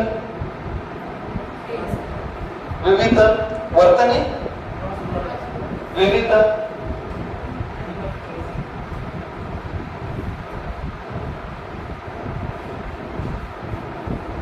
What is the name for the prostitution tax? Ghanika. Right? Shulka. Sita.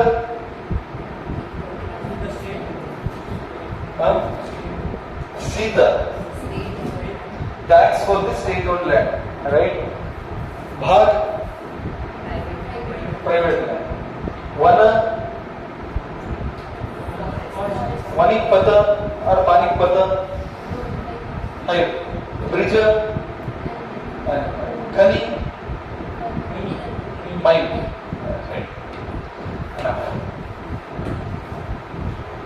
Take heading trade of Mauryans.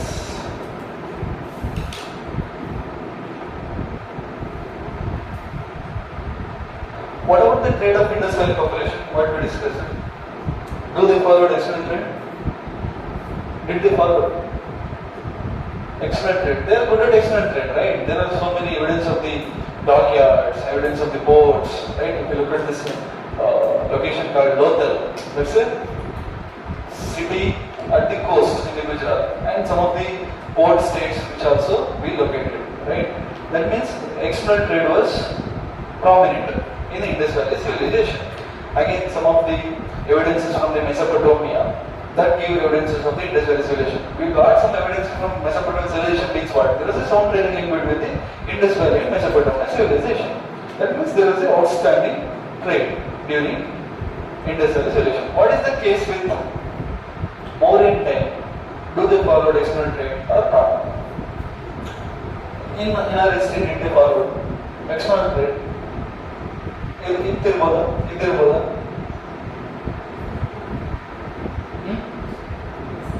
Yes, there were some evidences of both internal as well as external trade. Mauryans paid too much attention on the trade taken. Mauryans showed or paid too much attention on the trade. And the trades was conducted by guilds. This is so many times asked in the UPSC prelims. What is guilds? Guilds is also known as Shreni. Shreni means it's a group of traders. So guilds means group of traders. Okay. Their own group. The specific products was traded by specific set of merchants. Means that much specificity in terms of trade. Trade ಅಂದ್ರೆ ಎಲ್ಲ item ಎಲ್ಲ merchants ಎಲ್ಲ traders ಮಾಡ್ತಾ ಇರಲಿಲ್ಲ. There was specific group of merchants. They used to perform or they used to involve in or they are involved in the specific kind of trade. One guild, one particular product. Another guild, another particular product. Like the specific group of merchants. A specific group of traders, they are involved in a specific type of materials, specific type of items. Okay. The head of the guild was called Mahasethi. Mahasethi. Mahasethi.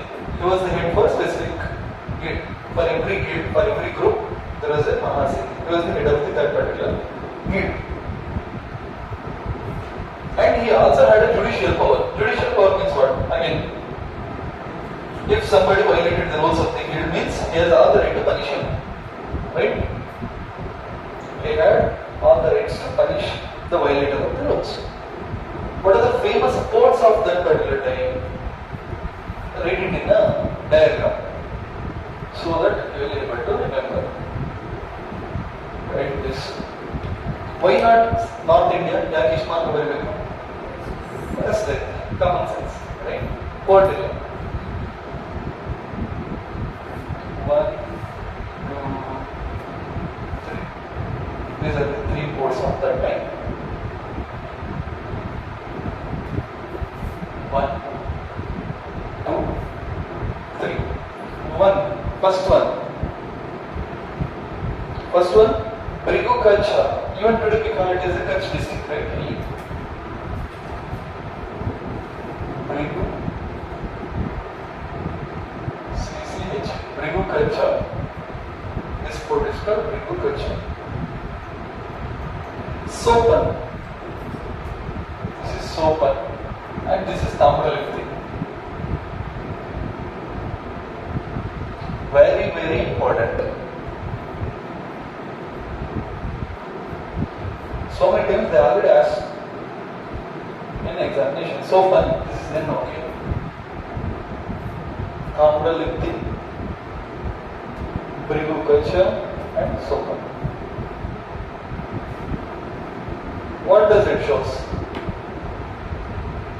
There is a sound trading external trade. A sound external trade, right? Both sumne ಮಾಡ್ತಾರ external trade ಇರೋಕೆ ಮಾಡಿದ್ದಾರೆ. Let us discuss the downfall of Mauryans. What is the reason for the downfall of industrial civilization? Again, there is a debate. What is the most accepted reason? No, that was not the most accepted. Ecological imbalance, right? Like drought, like flood. The environment is the most accepted reason. Again, downfall of Mauryans. Right? Chandragupta was the founder of Mauryan Empire. Chandragupta was the founder of Mauryan Empire. But Mauryan Empire reached its peak during Ashoka's time.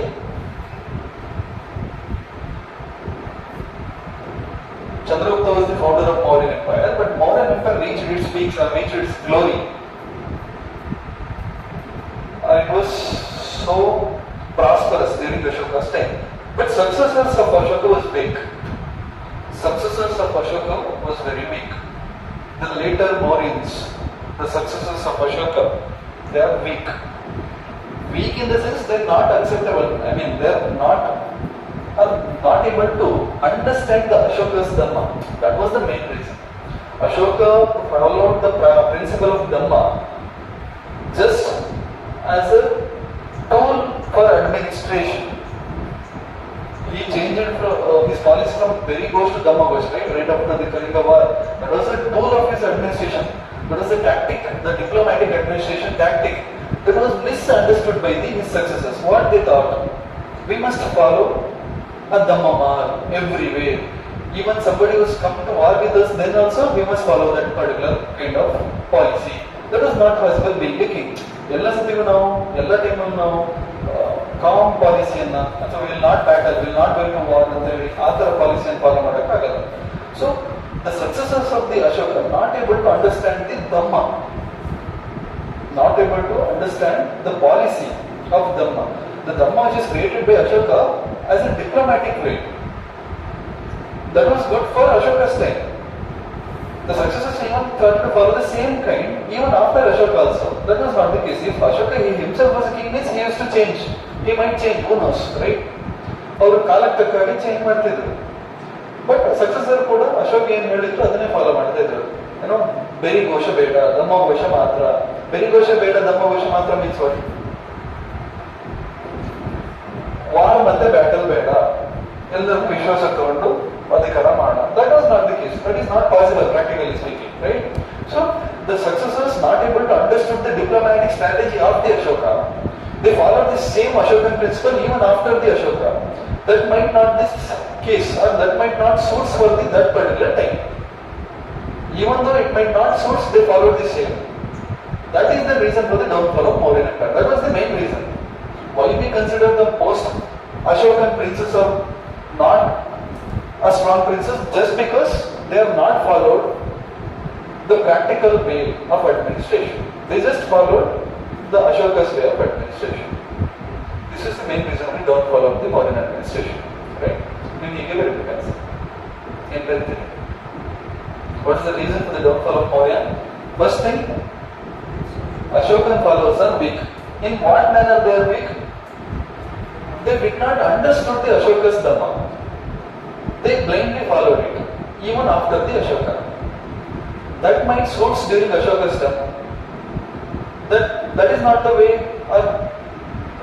that is not right to say that suits after Ashoka also. They must change it, depending on the time, right? Whatever suits in their period, they must implement that kind of policy.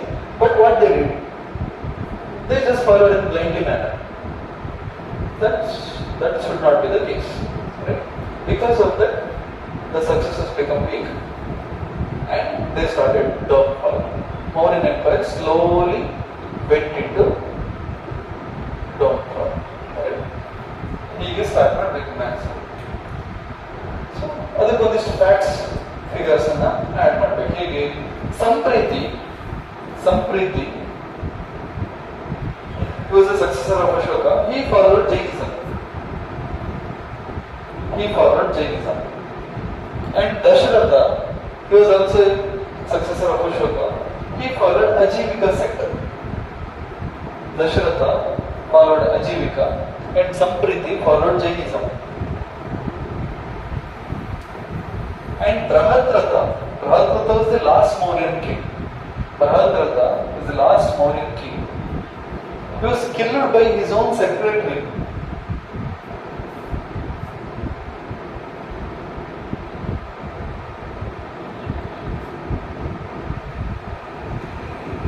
Named Pushyamitra Shunga.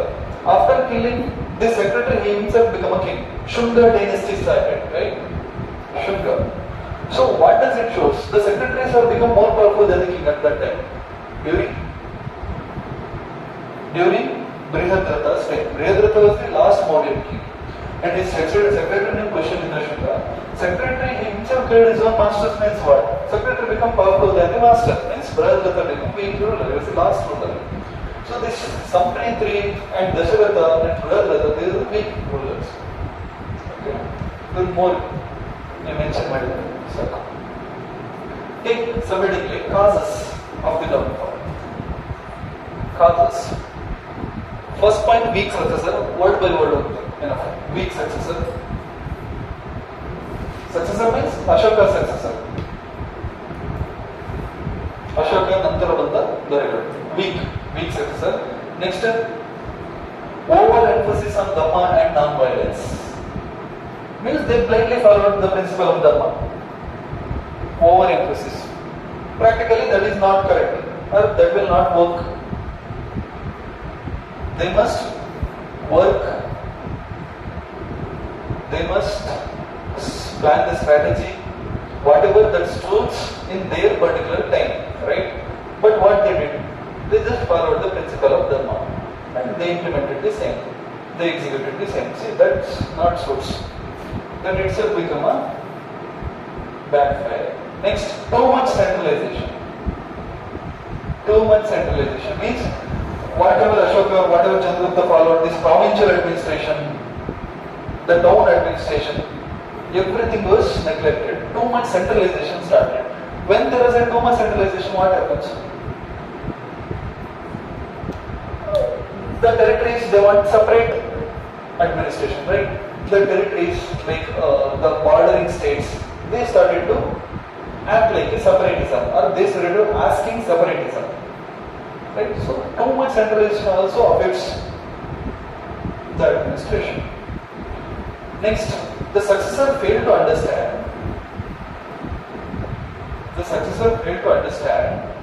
Ashoka's Dhamma policy.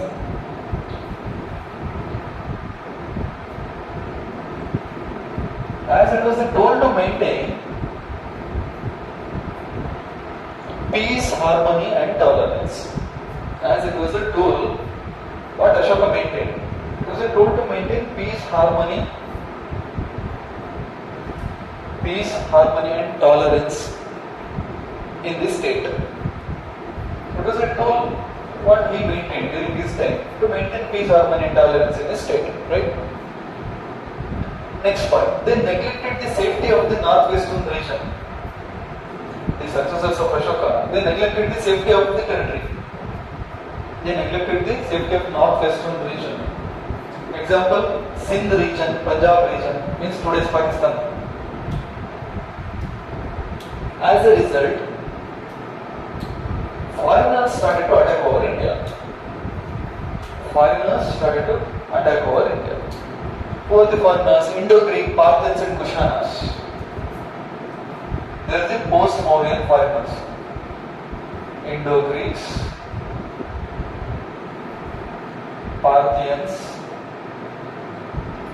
Kushanas, even Chakas also.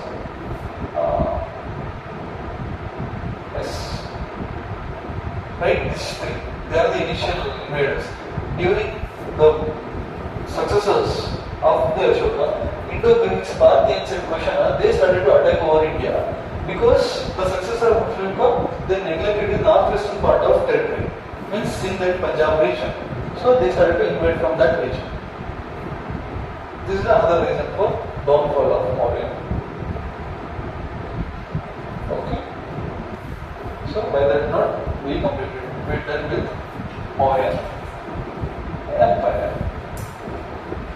Okay.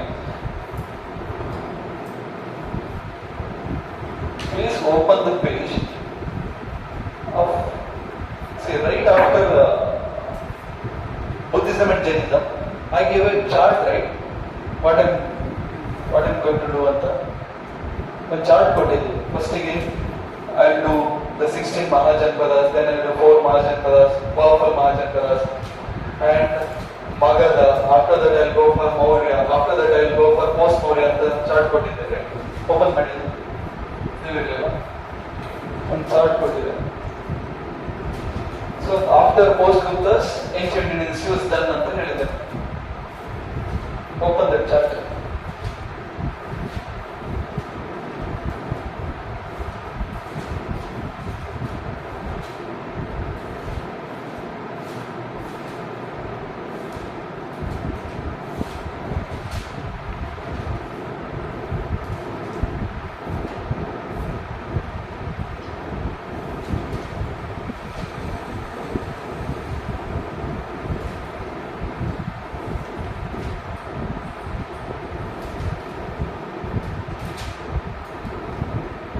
The foreigners who ruled India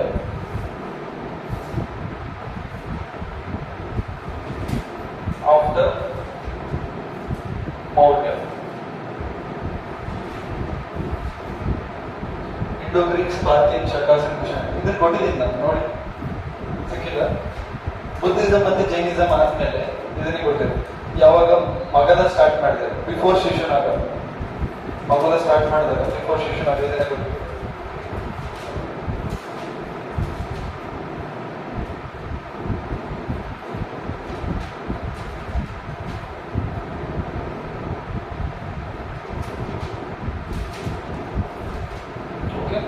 It's okay, fine. We done with Mauryans, now take reading like post-Mauryan. Post-Maurya means after Mauryans who ruled India, right? The four foreign states, the four foreign ruling groups, Indo-Greeks, Parthians, Sakas and Kushanas, they ruled, as well as some of the indigenous kings was also ruled outside Maurya. Some of the indigenous kings they also ruled. Shunga, Kanva, Shatavahana, Indians are indigenous. Shunga, Kanva,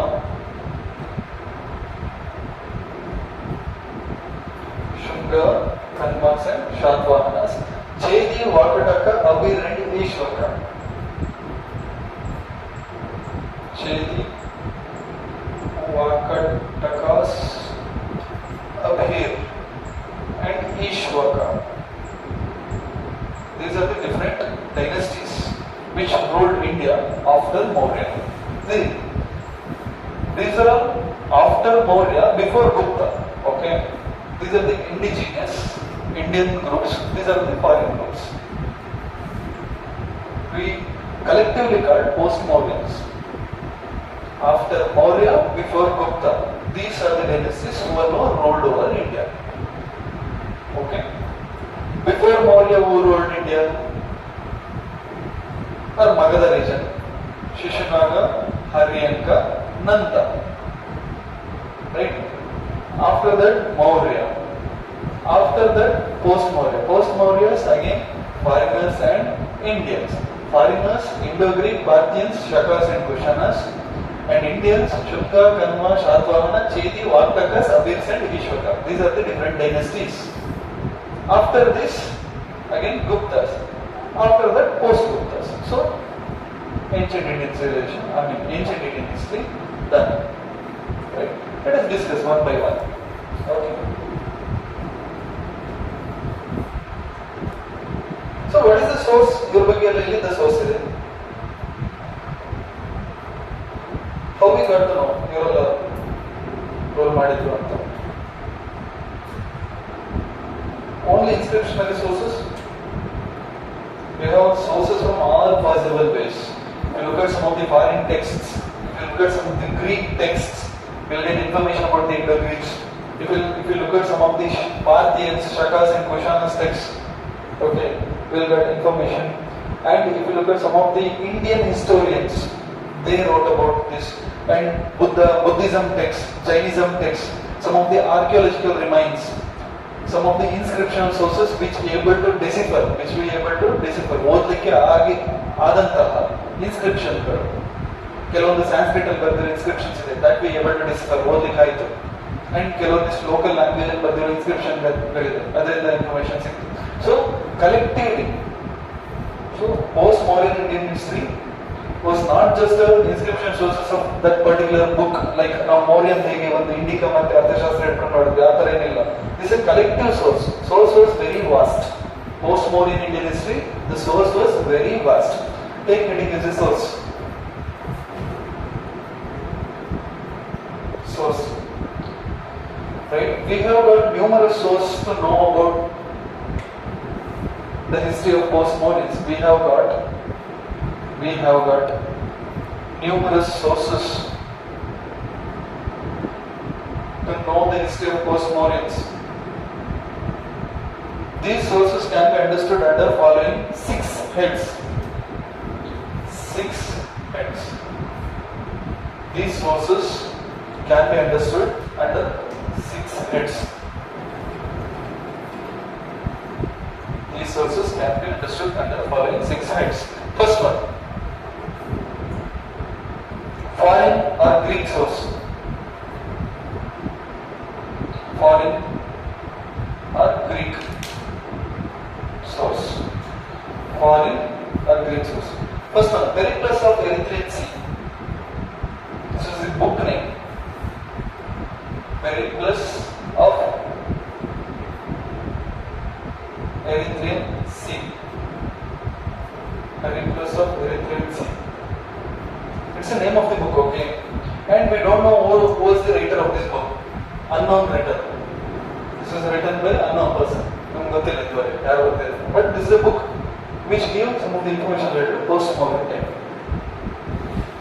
Pericles of Erythraean Sea. This was the book name. Which provide information of the post-Mauryan period. Which provide information related to post-Mauryan period. That time trade and Greek invasion to India,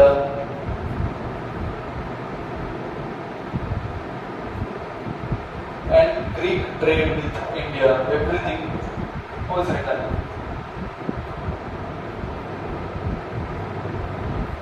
And it also had some of the information related to the imported export materials. According to this particular book, most exported items from India was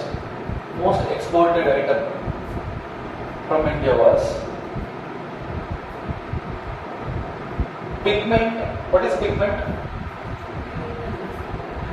Colored item, one which we use it as a color, like indigo, that kind of pigment. Tortoise shell, amea, chimpu, tortoise shell, and some of the precious stones, howdah, precious stones, medicinal herbs, medicinal sasyagal, Ayurvedic herbs, HARBs, ivory, Anadatta, IVORY. See, I want you to write everything. Speed again, ask me, okay? I'll again repeat. And gold, and sandalwood.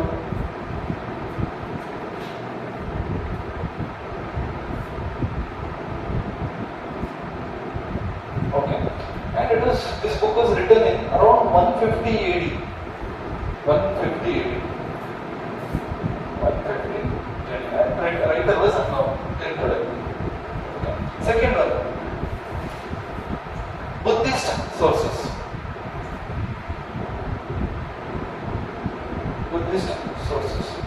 Right.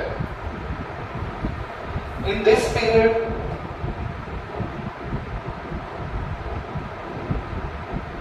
the new Buddhist text was written.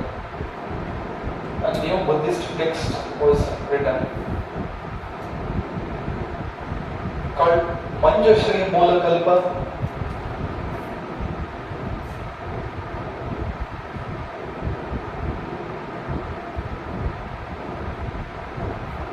Lalita Vistara.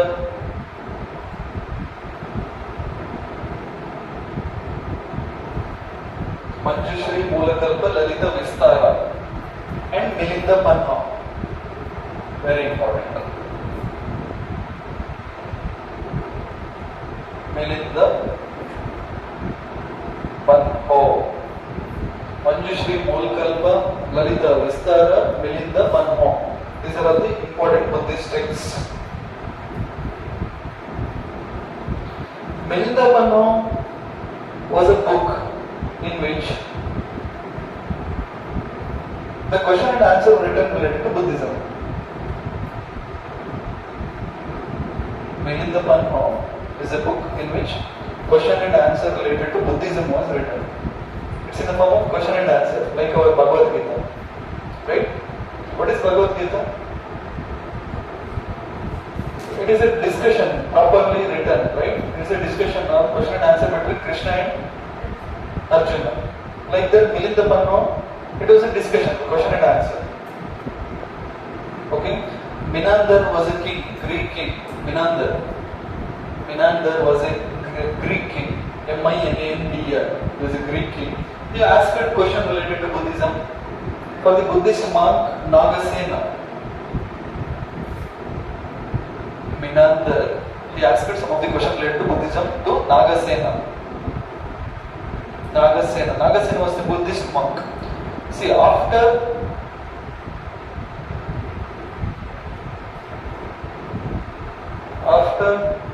he was impressed by Nagasena's answers, he converted to Buddhism. He was impressed by the answers of Nagasena, then he converted. Menander was a Greek king, he converted to Buddhism. After satisfied with his answers, he adopted Buddhism. Next, Jain text as reading. Taravali, very important, single text. Jain text. Taravali. In prelims, they might ask you, like, Taravali related to which religion? It's a Jain text during Maurya's, post-Maurya's time. Jain text during post-Maurya's time.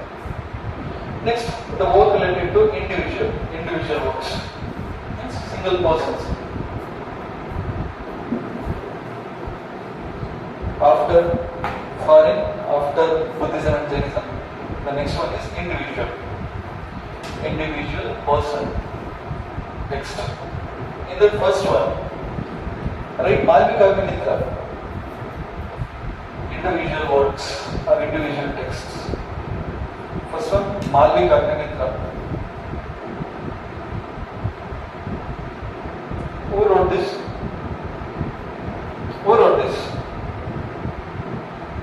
Kalidasa. Malvika Agnimitra. It's a drama, okay.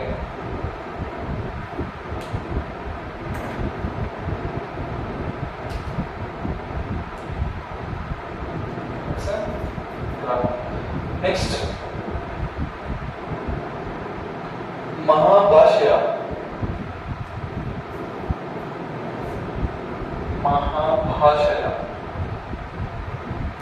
Written by Patanjali. ಇದರಲ್ಲೆಲ್ಲ ಸ್ವಲ್ಪ information ಸಿಕ್ಕಿದೆ post Maurya ಬಗ್ಗೆ. Okay, even Malvika Agnimitra, it's actually Gupta period text, but it also has some information related to post Mauryan style. Kalidasa is patronized by Gupta schemes. Okay.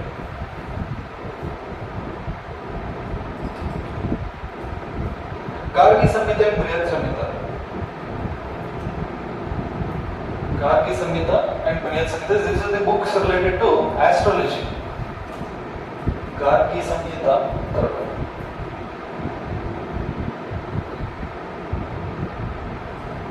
and fourth Brihad Samhita.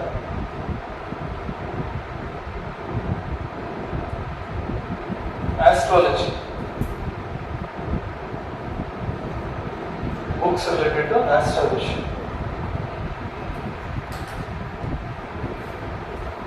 Written by Varaha Mihira.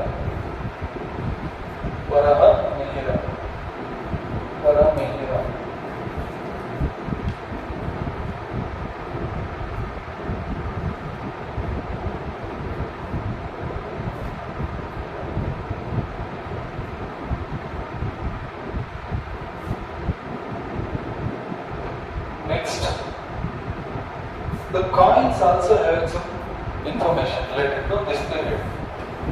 Coins also gives information. How coins tell stories, or how coins tells the stories? Coins say story. Now coins the story.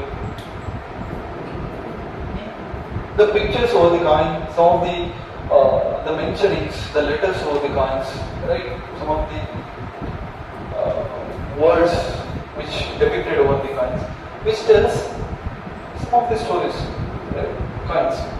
Coin provide also important information regarding post-Mauryan times.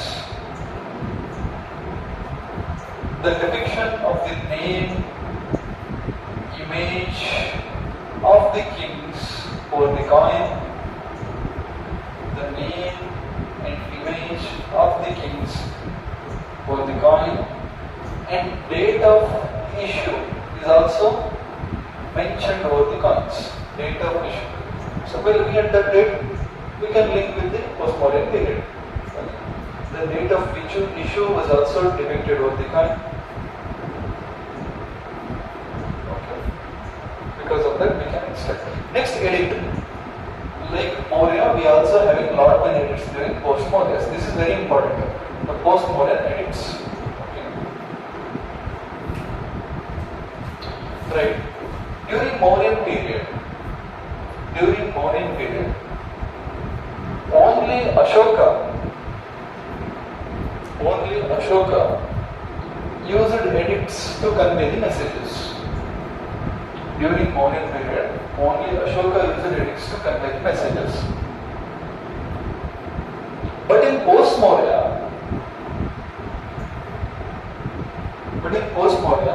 number of kings used edicts. Such as, let's take some of the examples.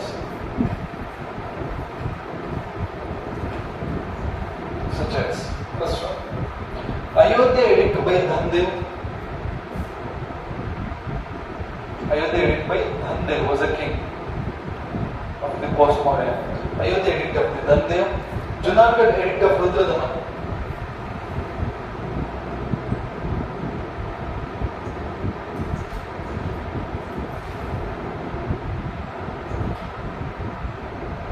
Junagadh edict of Rudradaman.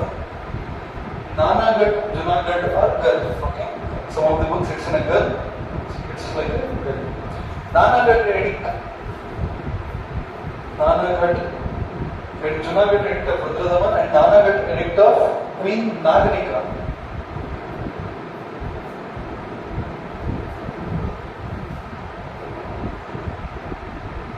Nanagadh edict of Queen Naganika. Besnagar edict of Heliodorus. Besnagar, not Besnagar.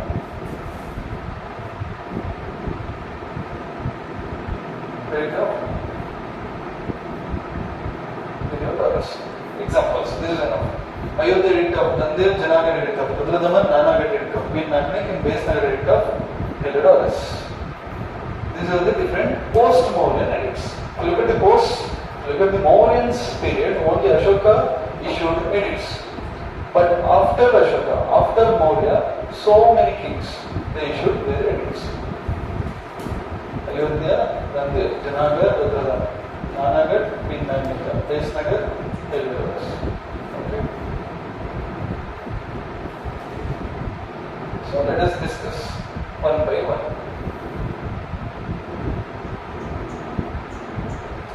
First one, take indigenous kingdoms after Maurya. Tell me, what is the first indigenous kingdom after Maurya?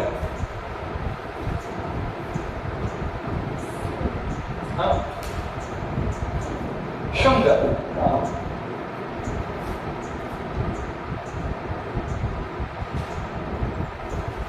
Shunga.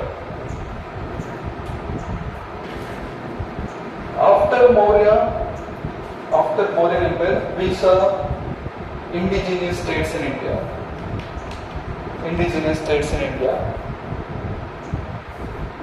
After Maurya, we saw indigenous states in India. In Shunga dynasty, we have to understand.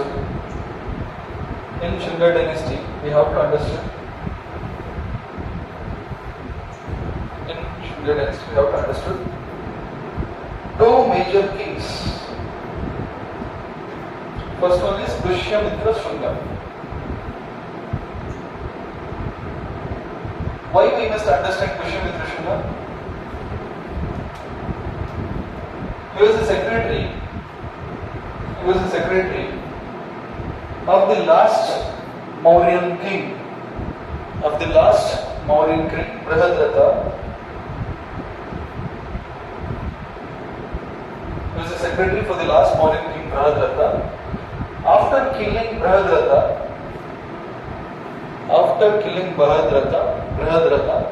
he founded Shunga dynasty.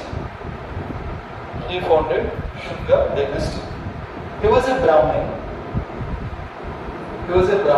And he performed 2 Ashwamedha Yaga. In the Yaga or Yajna. Okay, what is Ashwamedha Yaga? We discussed it, which is there. The whole horse left free for run. And the territories which is got by that horse is become the territory of that particular king. Right? We discussed Madhya now. Though he was a Brahmin,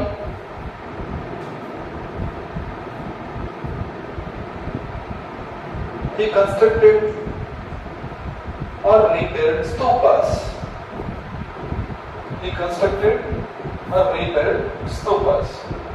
Stupas is not a Hindu. Other Sameta construct. Means what it shows, he was a religious tolerant king. Though he was a Brahmin or Hindu, he also repaired or constructed some of the stupas. That shows what? He was a tolerant king. Religious tolerant. Does Ashoka was a religious tolerant? Yes. What is the proof? edicts. What is the edict? 12th or 13th rock edict? It is there in your notes. We already discussed it. Please go through that.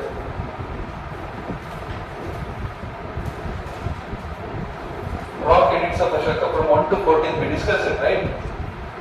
What is the 12th rock edict talks about? Religious tolerance, right?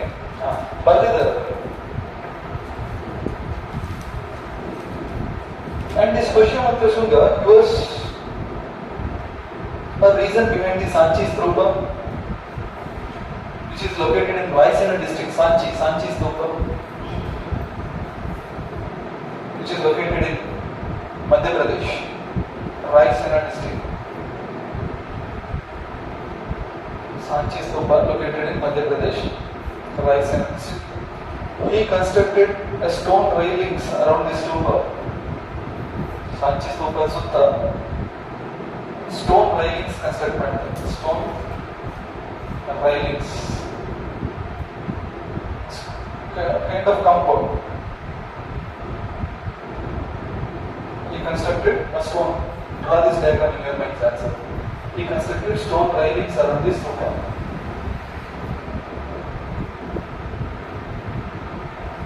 There are 3 stupas in Sanchi. In one stupa, ashes of Buddha is kept. There were 3 stupas in Sanchi.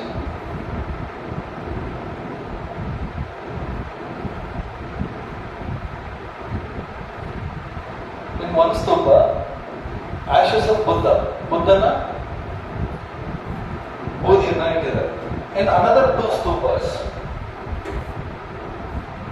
his 2 disciples' ashes were kept.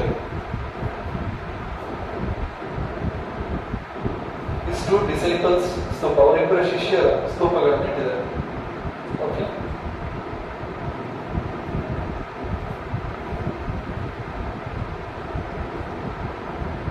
And another king after Pushyamitra Shunga, Devabhuti.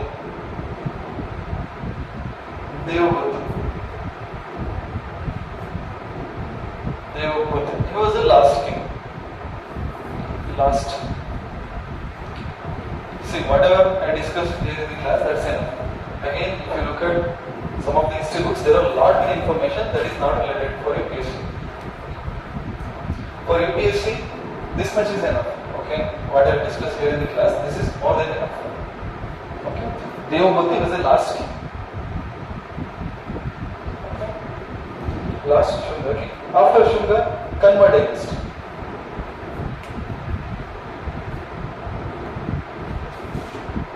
This Devabhuti was killed by a Vasudeva. This Vasudeva was the founder of Kanva dynasty. Okay, take Kanva dynasty as a heading. Kanva dynasty.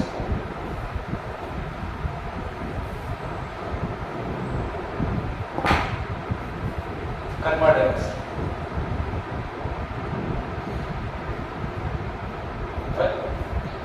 Right. Who was the last ruler of Shunga dynasty? Devabhuti was the last ruler of Shunga dynasty, right? Devabhuti was the last ruler of Shunga dynasty. Vasudeva killed Devabhuti.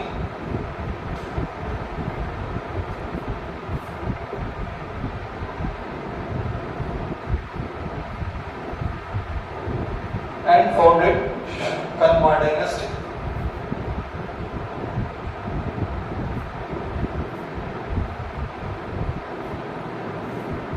Kanvas were also Brahmins.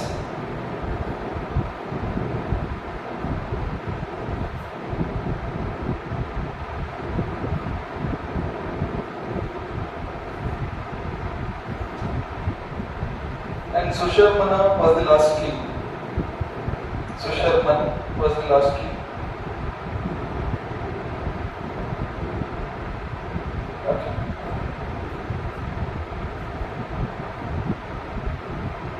After Kanva,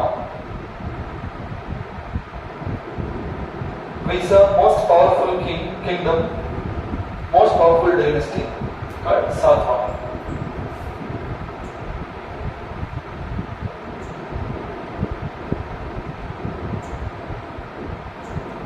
Satvana dynasty.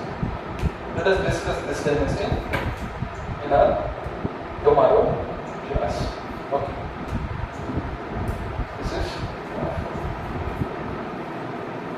Satvana dynasty. This is information circle because ತುಂಬಾ ಇದೆ ಹೇಳ್ತೋದ್ರೆ but ಈ ಏರಿಯಾದ questions ಬರಲ್ಲ. ಬಂದಿರೋದು ಇಷ್ಟೇ ಬಂದಿರೋದು this is okay. Mauryan is very important. Again, Gupta is important. This post-Gupta and post-Maurya, these are all less important for MPSC. Again, Vedic and Buddhism, Jainism and Indus Valley is very important. Gupta, again, I will do lot many things. I already did lot many things in Maurya. That is enough. Okay. ಏನೆಲ್ಲ ಜಾಸ್ತಿ track ಮಾಡ್ತೀನಿ ಅದೆಲ್ಲ important ಎಕ್ಸಾಮಿಗೆ. Okay. Let us meet tomorrow, 10 o'clock. Shalom.